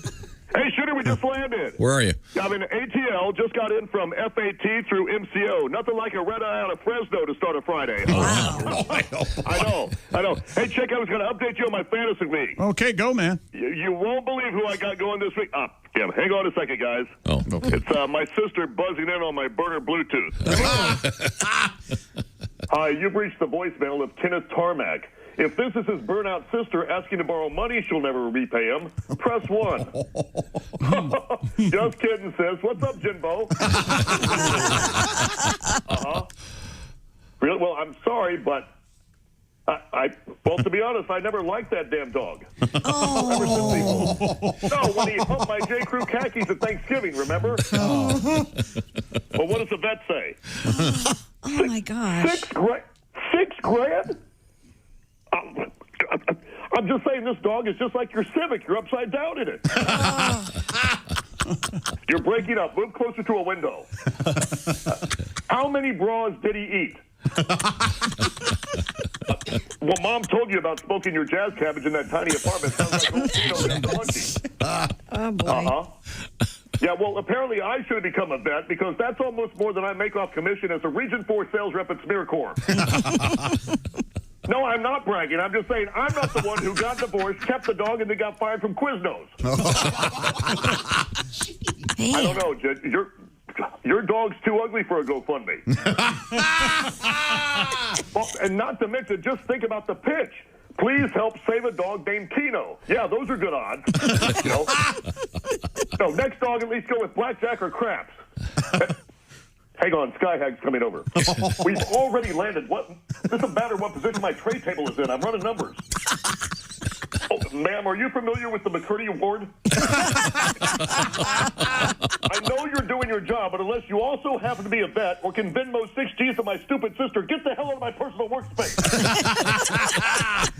By the time we're about to have a Code 7, I'll call you for Phoenix. Boy, he has a lot going on, doesn't he? Oh, man, oh, man.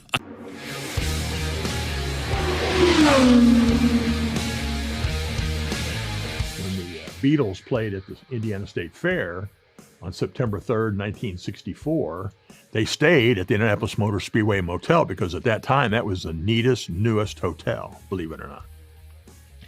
And John Lennon wasn't feeling well, and so Dr. Henry Bach, who was the chief medical guy at the Speedway, lived on 15th Street, but they call him, and so he went to the motel and gave John Lennon a shot with a hypodermic needle.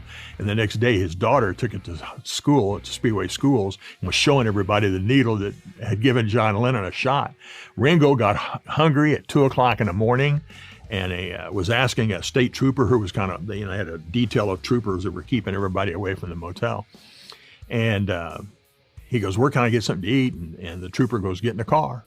And this trooper at 2 in the morning drove Ringo Starr to Noblesville, had his wife get out of bed, cook Ringo Starr breakfast, and then drove him back to the track. There's pictures of them doing things around the golf course and messing around. But when they went to go to the track, they came out of the Speedway onto 16th Street, turned right, came down to Georgetown Road, and drove right past the American Legion where I work now. Well, word had gotten out they were doing that. Well, I grew up at 30th and Georgetown. And word had gotten out that the Beatles were going to be coming down Georgetown Road.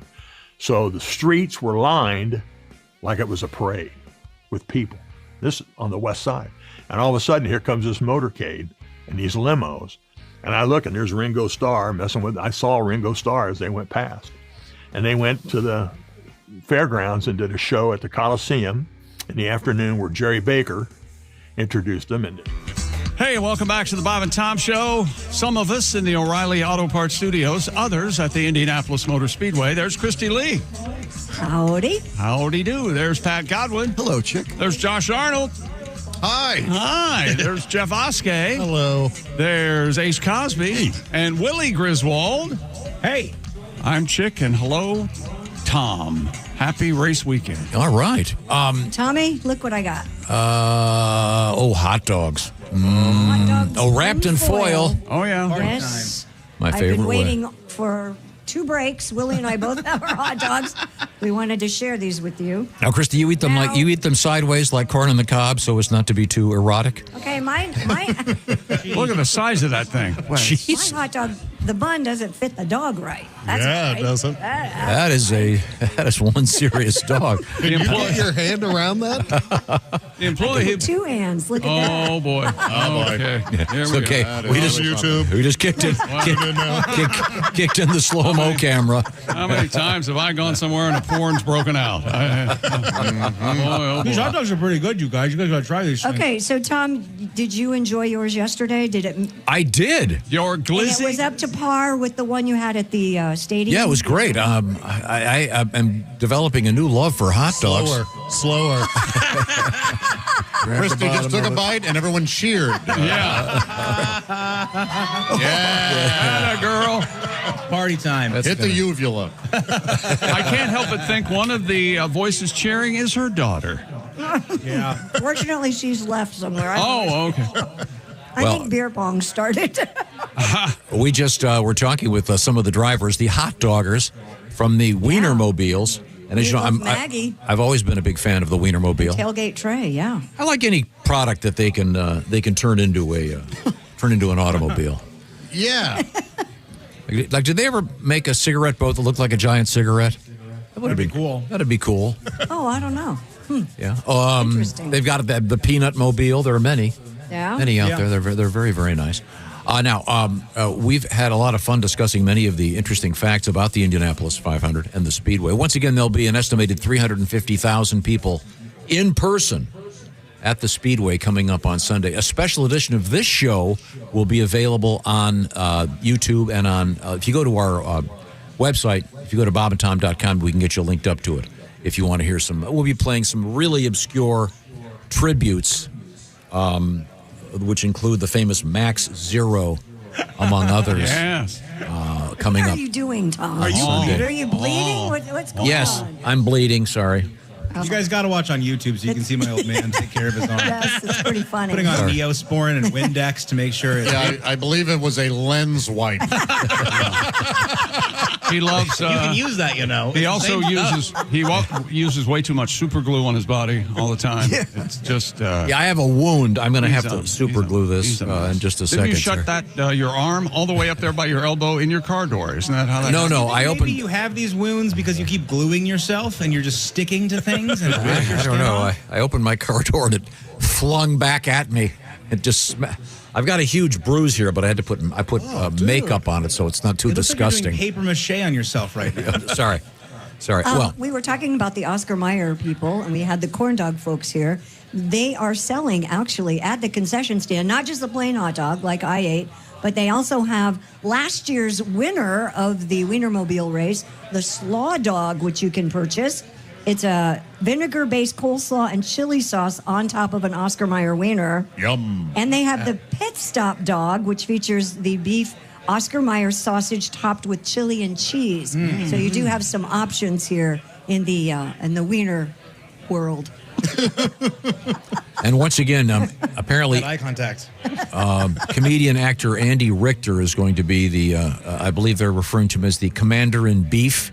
Yes. At the Oscar Mayer Wiener Mobile races coming up a little bit later today. And we just spoke to a couple of the famous, what do they call them? Hot doggers. Hot doggers? That's kind of a cool gig. They get to do it for a year and drive around. Yeah, it would be fun if you're a young person. Absolutely. Like a gap year, your wiener year. Your wiener year, yeah. Usually that's college. What'd you do? Well, I walked around Europe. What'd you do? I drove a Wiener Mobile. Yeah. You're going to meet a lot of cool people. Sure. Yeah. I mean, I wonder, how do they, if you're driving all over the country, do you have to find restaurants that serve hot dogs? We don't always have to eat a hot dog. I mean, you can't. At least one dog a day, I think, should be mandatory for those. All right, one dog. Price you have to pay. I mean, you can't run into a fast food place and get a hamburger if you're driving the Wiener Mobile. Yeah. Oscar Mayer would collapse if there was a picture of the Wiener Mobile pilot eating a hamburger. You don't want to see the McDonald's drive-thru was knocked over by a guy driving an 11-foot-high wiener. You think it was a hate crime or something?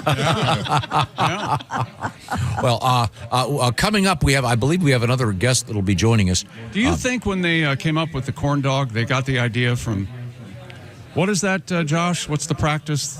Sounding? What? So So when you insert something into your urethra, is that what you're referring to? And men, yeah. they say, hey, we should do this with hot dogs, right? I think it was more the chicken the egg thing. I think somebody saw the corn dog and went, I can do that to me. Oh, okay. I was just wondering. Oh, thanks. You're welcome. Just, you know me, I'm just curious. Any Sounders with us today? Slide things into your ween? Curious mind, folks. Get them together. I'm counting about 12. We're going to take a short break. Are we?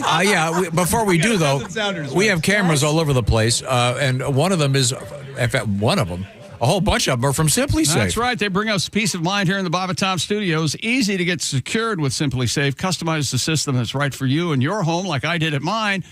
Just go to simplysafe.com with app-guided setup, no drilling required. You can install and arm your system in under an hour. I did that in about half hour. What does that tell you? And Simply Safe is not just a camera. It's a comprehensive ecosystem of sensors, cameras inside and out, and 24/7 professional monitoring. And in the event of a break-in, fire, or flood, Simply Safe's agents are ready to take action.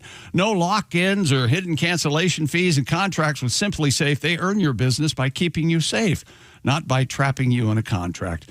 And Newsweek named Simply Safe America's best customer service. And yes, Bob and Tom listeners, just for you, we have an amazing special. Right now, get 50% off a new system by visiting simplysafetom.com. That's half off your new system. Just visit simplysafetom.com. And remember, there's no safe like Simply Safe. Thank you very much, Chick McGee. We're going to come back to the Indianapolis Motor Speedway, and we are in the O'Reilly Auto Parts Studios. This is the Bob and Tom Show.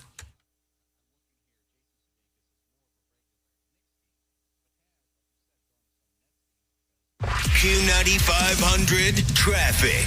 Coming to you from the Take 5 Oil Change Traffic Center.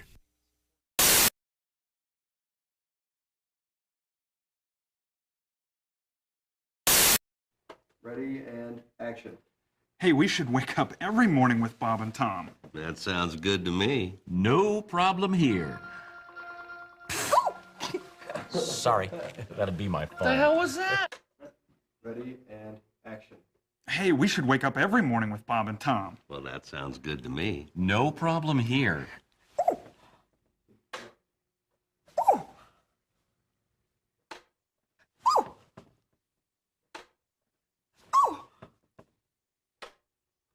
How's it going? Morning. Hey, hold on there, kid. I'm Bob. And I'm Tom. From the Bob and Tom Show. We thought we'd barge in. God. There's a new one. Hey, kid, hold on there. I'm Bob. And I'm Tom. From the Bob and Tom Show. We do a morning radio show here in town. Here's the deal. We thought we'd break into your house. Consarn it. Shoot. Darn it. Honey, I'm home. Oh, great. Fish again.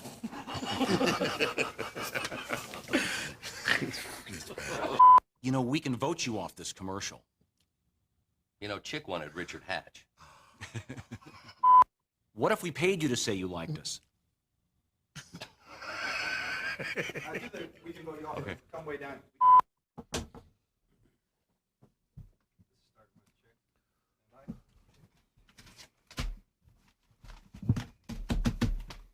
And now the news. Oh. You do sports. And now the sports. That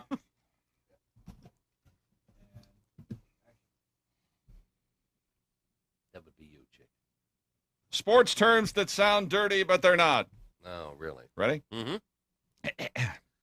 Coming in first place. Good. Palming the ball. Mm-hmm. Sorry. Taking it to the hole. Yeah. Just don't get your holes mixed up. Right. Ooh. Just don't get your holes messed up. Flip the card over. Flip the card over. I don't want it in my...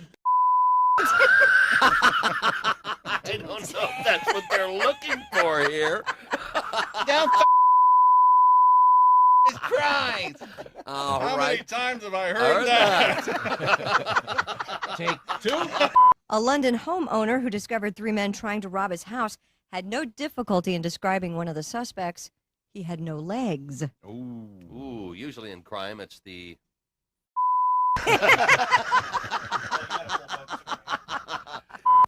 Usually in crime, it's the police that are stumped, not the criminals.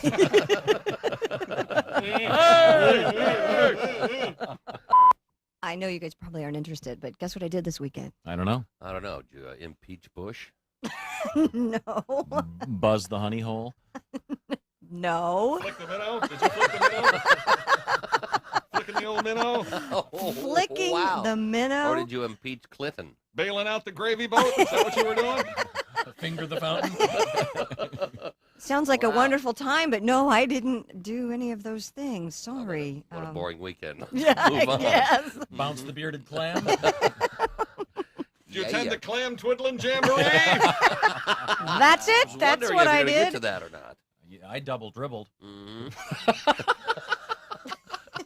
Tom did. I just took his only line.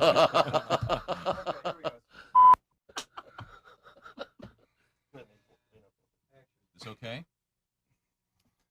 I like to think of Bob as the funny. Uh-huh. Yeah. Prop, yeah. It's part of the drinking act.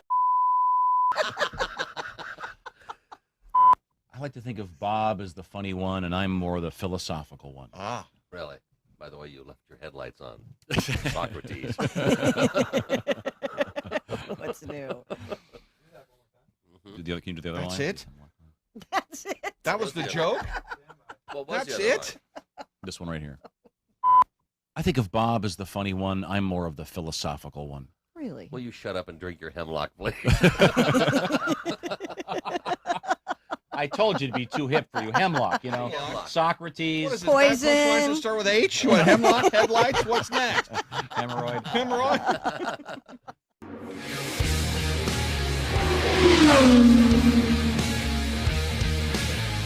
In 2011, when Weldon won, when J.R. Hildebrand crashed on that last lap, you know, a lot of people don't know this. His spotter in the third turn was so confident they had won, he had left his post in the third turn and was running down to be in victory lane. And so he wasn't up there to tell him, hey, JR, slow down, watch out, there's a, you know, slower car ahead of you. And then he hit him and he crashed. And Weldon wins. So the race is over, everybody's going, where's Hildebrand? Where's Hildebrand? Everybody's looking for Hildebrand. Well, I was back in the garage area, and all the pit guys run around, where is he, where is he? And I go, I'll tell you where I think he is. He's back at his pit, apologizing. They go, Wilson, go to the hospital. I go, he's not in the hospital. He's back in the pits apologizing to his crew. So I hightail it to Panther Racing Crew, and lo and behold, there he is. I'm the first one to get him.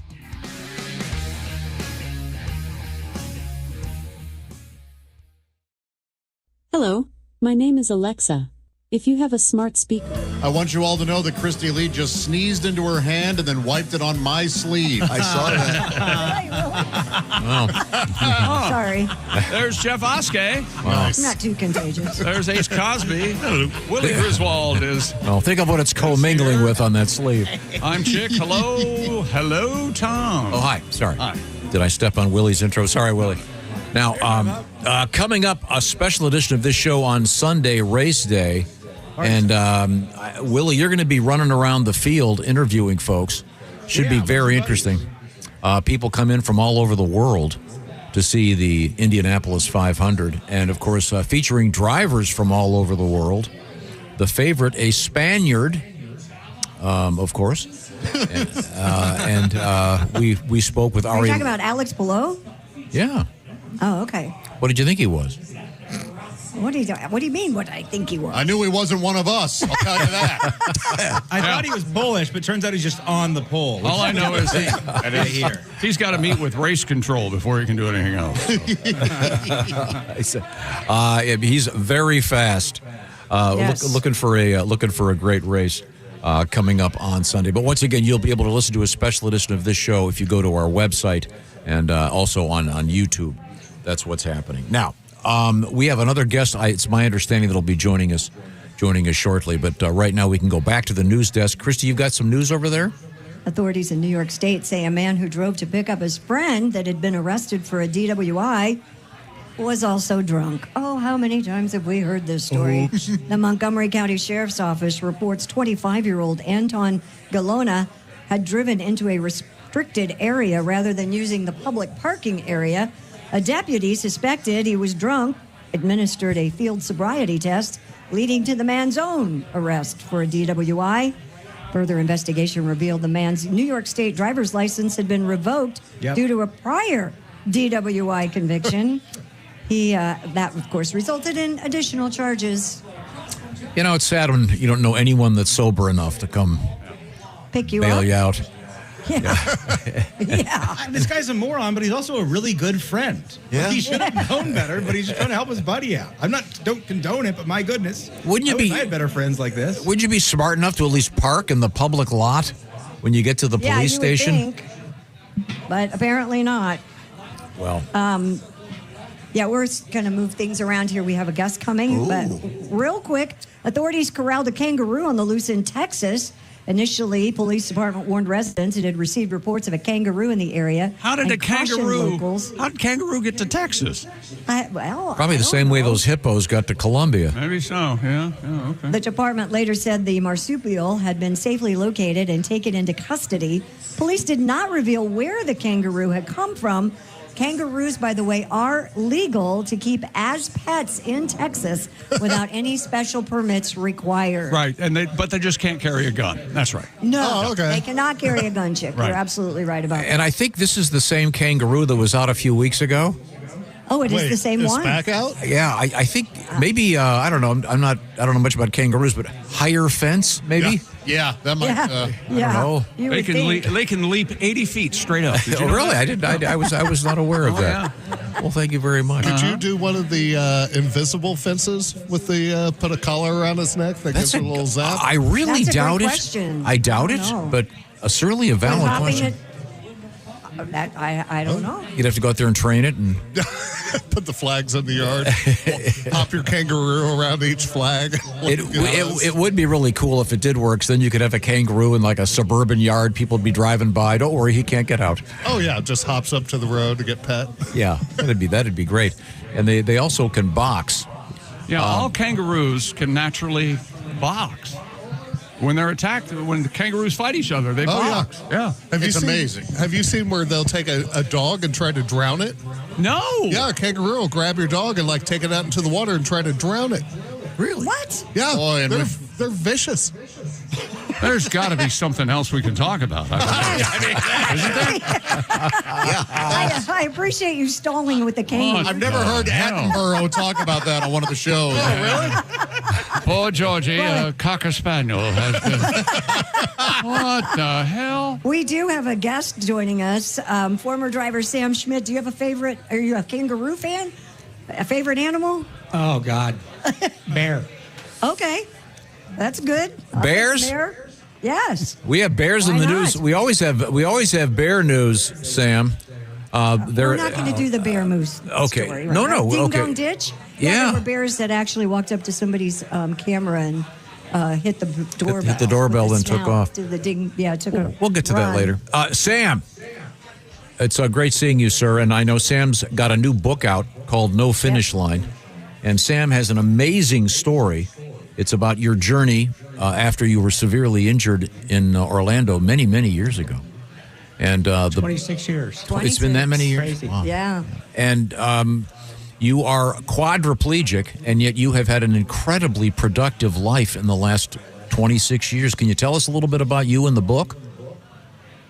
Well, I've been wanting to do it for a while, but didn't really have the time until we sold the team and focused on it in 2025. But really, it is, the whole story from start to finish. Started racing 5 years old, but since the accident, a lot of it is just to thank the village of people that has helped us to get here. It's overnight. I lost the ability to do anything for myself, so my personal team, the race team, the foundation team, couldn't do any of it without all of them. So the book is really a thank you to all of them. NeuroHope, it's your foundation, and you've done some amazing work with it, including a beautiful recovery center facility that's like 100,000 square feet of and a remarkable place for folks to get better. Yeah, it's kind of ironic, full circle. I worked out at the 5 seasons in Carmel as a driver, 97, 98, 99. and then it was vacant for about 7 years, and we had the opportunity to acquire it about 3 years ago, gutted it, built the Driven Neuro Recovery Center, powered by NeuroHope, because NeuroHope was an organization that's already been active in Indianapolis for 10 years. So we brought them into the building, and now we're bringing other foundations like ICANN into the building, and eventually adaptive sports. So there will be nothing like in the U.S. when it's done, and really happy to bring something back to Indianapolis after it's supported us all of these years with our gala and everything. Yes. So all the money going back to the town. Tom, I don't know if you know this, but the car that you drove with Vision, and it was sold at Mecum just a couple weeks ago. Is that That's correct? right. Yeah. 1 week ago today, yeah. So Aero Electronics Right. designed the car in 2013. We drove it for the first time here, 107 miles an hour in 2014 on Qual Day, and they donated it back to the foundation. So sold out of Mecum last Friday, and got a lot of attention, and it's going to ultimately wind up in the Museum of Automotive Speed in Lincoln, Nebraska. What was that feeling like, going over 100 miles an hour, just with the control of your head and your voice and your eyes? I just can't imagine. Yeah, I mean, it was surreal at the time, and really, it took me back to some great memories at this place, but also it was kind of a feeling of normalcy, and then I could control something. I was in control of the gas and the brake and the steering for the first time in a long time. Can you explain how you did that? I accelerated the technology so much. Christy, have him explain how he did it. Yeah. Yeah, I mean, I didn't do it. Aero did it, but it uses infrared cameras inside the car looking back at me to track my head left and right. And at the time, we had a blow sensor to use the gas and the brake. It's elevated so much over the last 12 years to where we now drive a McLaren 720S, and we've been over 200 miles an hour. So Whoa! What? Wow. It's incredible technology. That is incredible. Yeah. Man, I want a McLaren. You have to be able to. It's also an initiative to train that technology for industrial purposes to get disabled veterans and others back to work. That's great. It's amazing. That's great. We're speaking with Sam. We're speaking with Sam Schmidt. He is the author of No Finish Line, about his amazing journey after he was in a horrific accident in Orlando 26 years ago, and is quadriplegic, and yet he was able to drive a car apparently 200 miles an hour, steering with what did you call it? A blow pipe or something? And well, now it's a sip and puff where I blow into the straw to go, and then I suck it to stop it, and it's completely intuitive and amazing technology. I know we're talking racing. We're out at the Indianapolis Motor Speedway, but we'd be remiss if we didn't talk about your sweater. Yeah, baby, they're playing tonight. They won 2 nights ago at Colorado, so hopefully keep the streak going.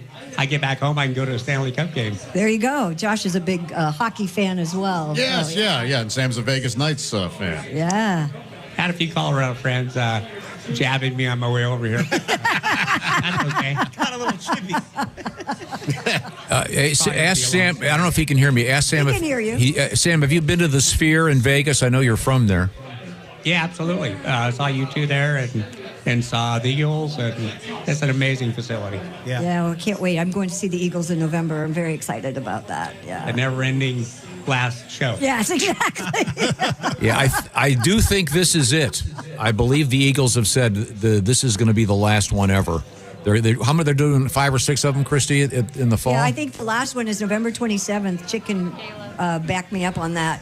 I think it's right after Thanksgiving. Yeah, that's right. Yeah, so, well, that's what they're saying now. I don't know. Yeah. Once again, I went to one of the weekend shows in April. It was supposed to be the last weekend. Kind of like Cher. Yeah, exactly. That's how they keep getting our money, isn't it? But it's pretty.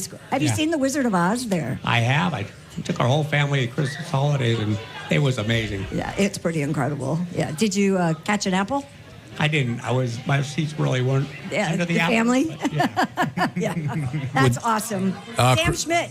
Okay. Go ahead. Christy, explain the catch an apple Yes, during the Wizard of Oz, there are apples that come down. There are leaves that fall during the tornado. There are monkeys that fly around during one of the scenes, of course, of the flying monkeys. Are these actual apples? They're styrofoam. Oh, I was going to say. Yeah, they're throwing apples on your head just like those trees. I'm just going to say, I mean, Sam can't bat it away, for God's sake. Yeah, just terrifying. No, we don't have a guy getting an apple in the head. Just a fair question, I think. Sam, where do you watch the race? For 24 years, I watch it in pit lanes. Yes. So kind of searching around trying to think where I'm going to watch it this year. But I think we could probably get you a seat somewhere. I think there's probably. Yeah. So is it really different now that you're not a car owner? It is.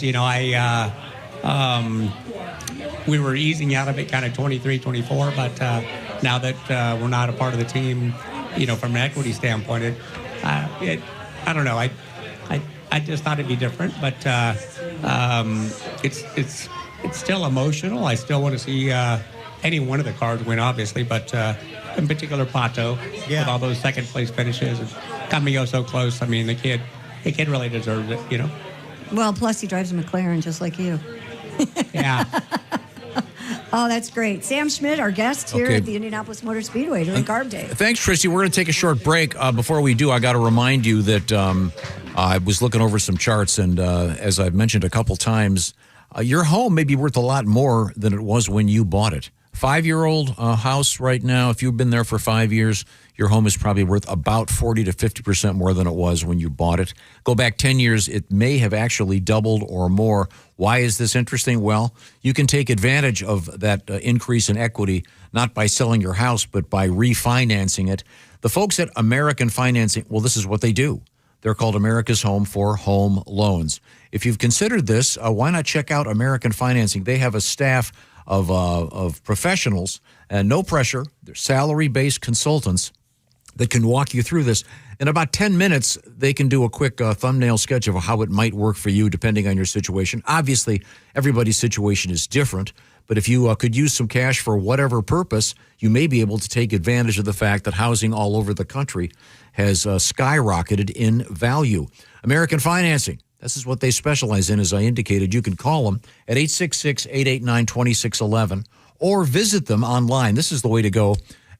Just go to AmericanFinancing.net and do me a favor and go /Bob and Tom. That's AmericanFinancing.net/Bob and Tom. Tell them the Bob and Tom Show sent you, and that might help us out a little bit. So we would certainly appreciate that. When we come back, we're going to go back to the Indianapolis Motor Speedway. We are in the O'Reilly Auto Parts Studios. This is the Bob and Tom Show. NMLS 182334, NMLSConsumerAccess.org. APR for rates in the 5s start at 6.327% for well-qualified borrowers. Call 866-889-2611 for details about credit costs and terms. Visit AmericanFinancing.net/Bob and Tom. Average savings based on borrowers who save over $200. Got a comment to share? Text us at 888-262-8661. This is the Bob and Tom Show.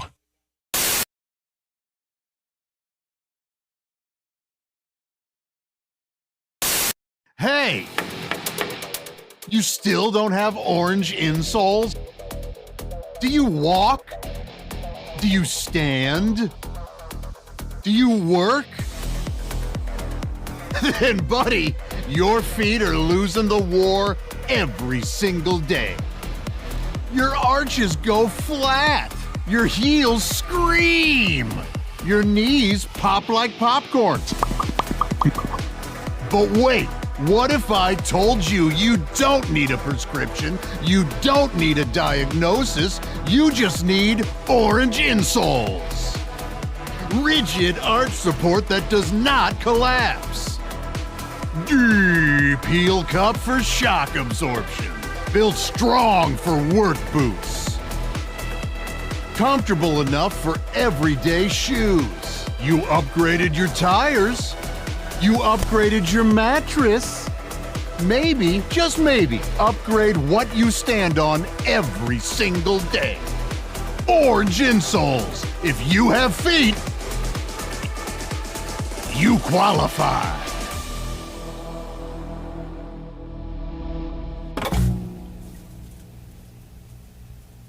I can't help but notice, sir, you're wearing extremely tight, what are those called? They are called Lycra Spandex Pursuit Pants. Now, is that a potato in the front there, or Tom? Glad to see you. Tom. No, I'm sorry. Looks like Jim and the twins are pretty cozy this morning, sir. Never hurts to advertise. Yeah, I guess it doesn't. Oh, my God. Okay. Thank you very much, sir. He's smuggling topsoil for an offshore development project. Well, yeah, I always at White Castle. Really? Yeah. I was, God, I was so drunk I thought I was in McDonald's. I ordered a quarter pounder. I got 500 hamburgers there. You know what I'm trying to say to you? Help me. Okay, thank you. Pick a number between 1 and 50. We'll ask our guest. Then I'll just hit a random sound effect. We'll see if it fits the commercial. All right. 1 and 50, Clinton. Pick a number. 35. 35. That's Andy Moore Ford. 35. Here we go. Heavenly deals at Andy. There you go. You'll think you've died and gone to Pick heaven. another number, At Clinton. Andy Moore Ford. 27. 27. Andy Moore Ford. Electrifying deals at Andy Moore Ford. Okay, pick another number. Go ahead, Clinton. Any number. 8. 8? Okay. Oh, Lord. Oh, dear. They have body shop. They have a body shop at Andy Moore Ford. Any other number. Go ahead. Pick one more. 19.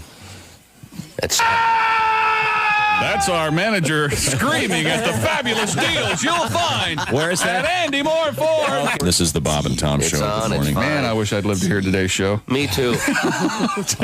I wish I was here. You know, there's a reason I'd never heard of this band. Why? Because this guy had to have his penis cut off for publicity. You know, I prefer musicians who can actually make it on their skill, not on their lack of a dick. So, I knew you'd have I know how to make it in show That's business. what I said. Yikes. I know how to make it in show business. First we whip it out, and then we take a cleaver. How does he pee? Sitting down. Or all over the place. Yeah. That was the video. No, that's not true. How does he pee? Depends. Okay, never mind. Sorry I asked. Hard copy all of a sudden. This exclusive. Dogs die in the cargo hold? Occasionally. And then they just replace them with a dog that looks similar. They got a big dog farm for these things, man. All the airlines share the same dog farm. Dave, we need a Shih Tzu. Brown face, white feet. We need a Shih Tzu, gate C27. It's a number 8. Yeah. Bring us that And, number 8. another newfie coming in on United. Try to take care of that. Yeah, he's stiffer than a board. Come on in. Okay. The big danger at this time of year is the heat. If if they were down there and if the plane is delayed on the tarmac for any reason, it can be a problem. Mm-hmm. So, that was just the story this week that came out. Do the right People thing. Drive your dog. Warning folks that are flying their dogs about that. There you go. I ain't making this up. And if it's a small dog, like a little tiny little hand dog, yeah, you can put it underneath your seat. no, just throw it out the window because those aren't real dogs. Those aren't real dogs. This is cool. I like doing radio. How can you change a dinosaur's name I don't know. Yeah, halfway through. halfway through? Do you know what the smallest dinosaur was? What? The clitoris. Very tiny. A little red, pinkish dinosaur. Well, congratulations. Wow. You finally got it on the Finally air. have done it, haven't you? Congratulations. Way to go. See, all that filthy lunch talk, and now it's on the air. Are you happy now? Little Are tiny. you a big man saying clitoris? Is that it? See, I always thought the smallest one was the lick-a-lot-of-puss, but apparently. Okay, let's go see Bob and Tom. Yeah! You can't say it on the air. Trust me. Not the way you want to do it. I've been over this 100 times. If you say that, we're going to get a fine. We're not going to get a fine. The average idiot's going to perceive it as the noun. No. We can't do that. You can't say that on the air. It has no meaning as a verb, whereas my term can be taken two ways. That's why the joke has a joke. No, you can't do that. Kids, let me just ask you this. Am I right? The only way to make this joke funny, you've got to use the word cornhole.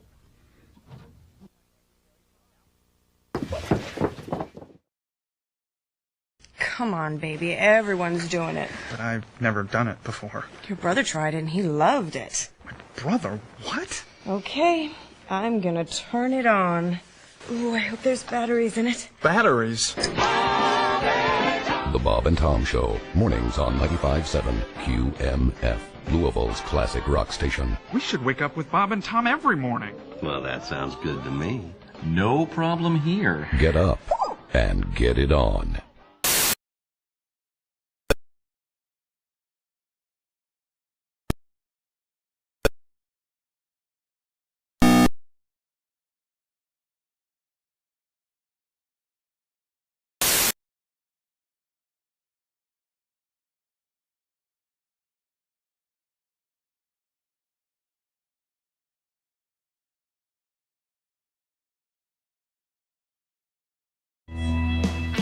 Hey, welcome back to the Bob and Tom Show at the O'Reilly Auto Parts Studio and at the Indianapolis Motor Speedway. There's Christy Lee. Man, it's crazy out here. I apologize. Sounds, it's like, wow. Sounds amazing. There's Pat Godwin. Hey, chick. There's Josh Arnold. I apologize for nothing. It's a party. That's right. There's Jeff Oskey. Yeah. There's Willie Griswold at the track. What's up, dude? There's Ace Cosby. Hey. I'm Chick McGee. Hello. Tom, how are you, sir? Doing great. Thank you very much. Now, once again, a special edition of this show coming your way Sunday morning. It'll be available on the internet, on YouTube, etc. Now, was that on my computer now? I understand they're putting the internet on computers these days. Right. Which is going to be very, very handy. Nice. It will be in honor of the 110th running of the Indianapolis 500. I've attended them all. If you can't be there, if you can't be one of the 300,000 plus people there, you can watch it on Fox Television. And, of course, it'll be on the special radio network. Those guys do a terrific job. And there are some folks that just have for years and years and years listened to it on the radio. It's kind of it's kind of magic. Mm-hmm. It's amazing. Yeah, that's always been the way we grew up. You would listen to it on the radio, and that's when we planted our flowers for the summer. Yes, out in the garden. The sweetest that. Is that right?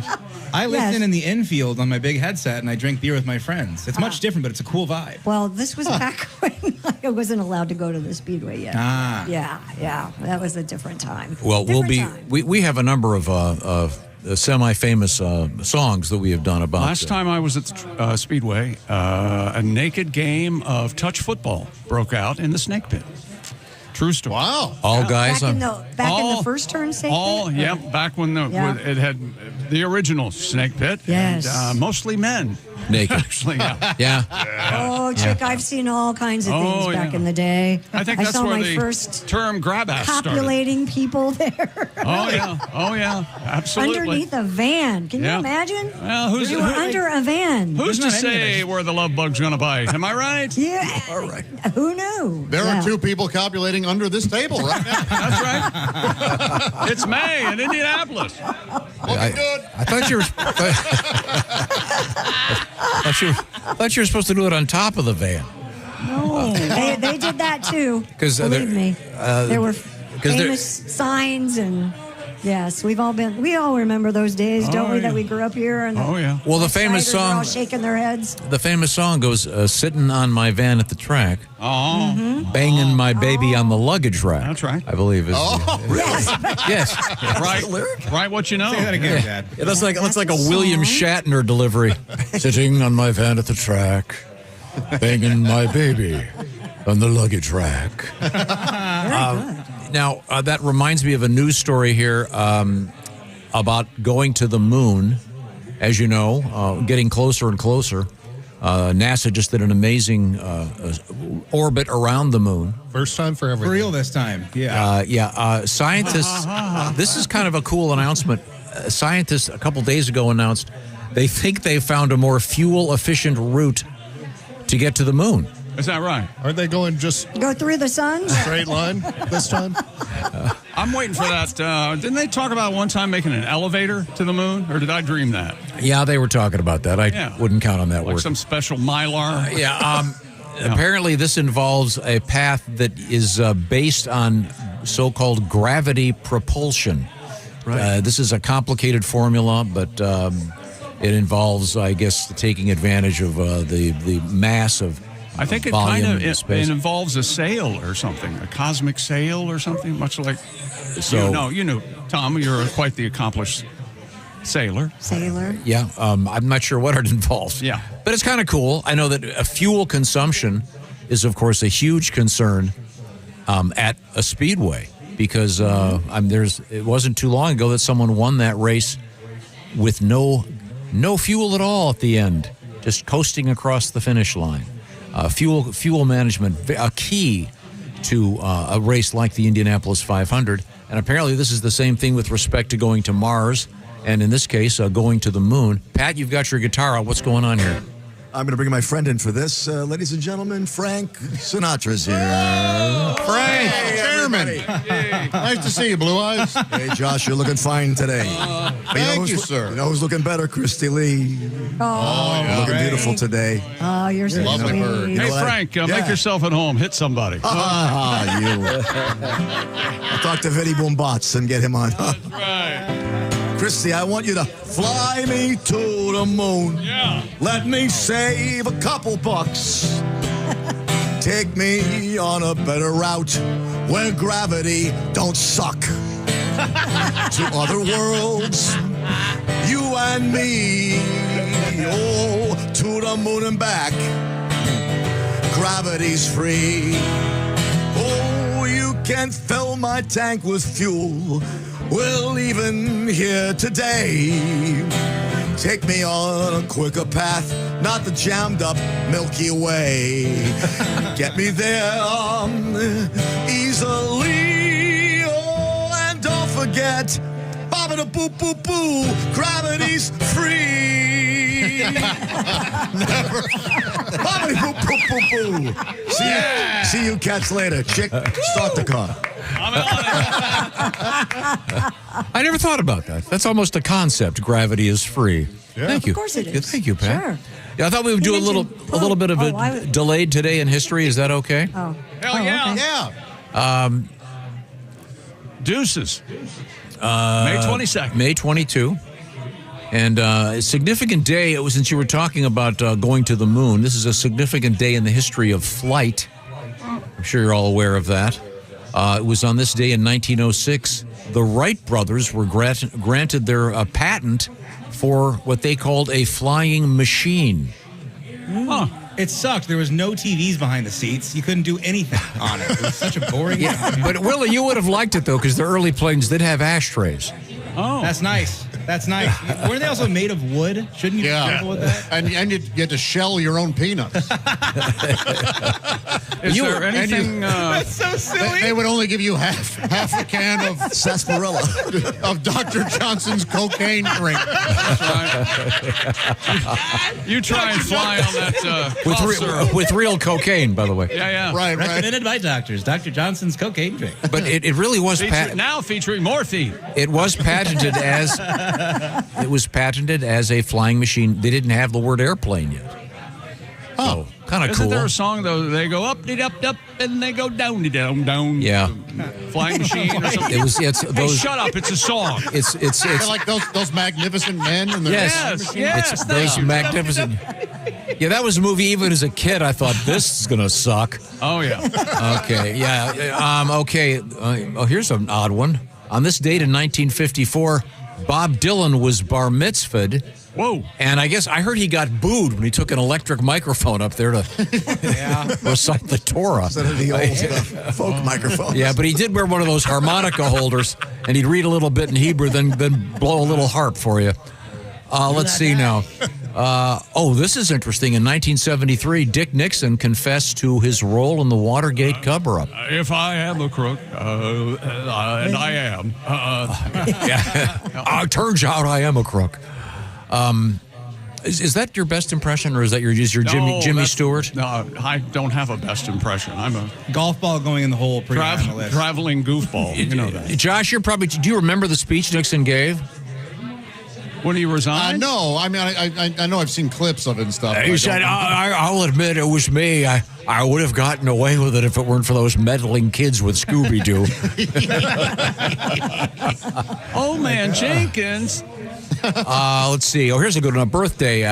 Arthur Conan Doyle. Oh, he didn't do anything, did he? Inventor of the playing cards. Yeah. Of course, the creator of Sherlock Holmes.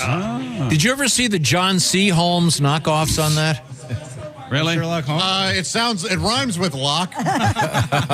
Yeah. The Mounds of Baskerville.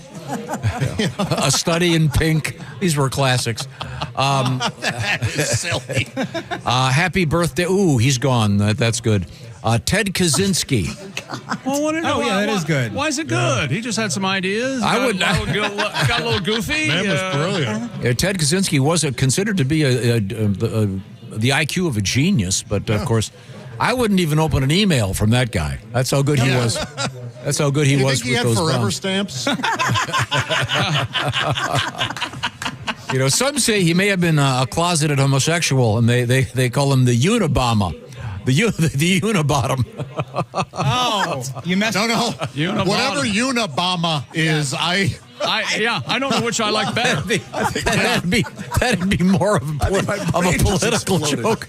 Yeah, you're making some sort of. Just stop. Just let it. We're good. We got it. We all got it. We don't got to point that one out. Let's go with a Al Jolson thing or something. Nope.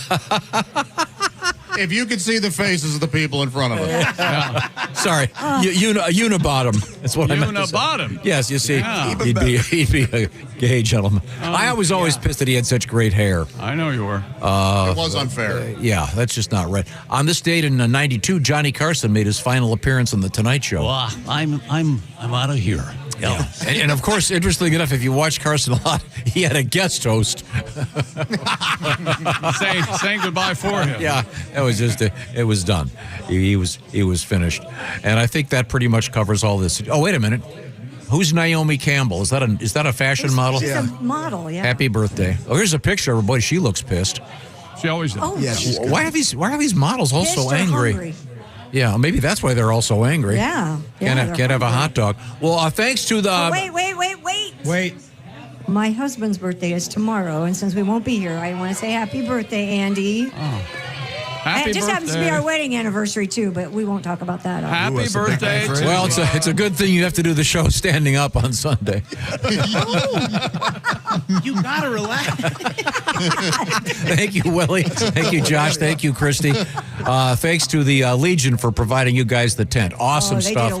So nice. Oh, and don't forget, the pop-up store has re-popped up. It's got some really cool stuff. And a special edition of this show will be broadcast of all things on Sunday. Check the Bob and Tom website for information, and you'll find us on YouTube. Thanks to our great crew for doing all this work. We had a wonderful time. These were the O'Reilly Auto Parts Studios, and this is the Bob and Tom Show.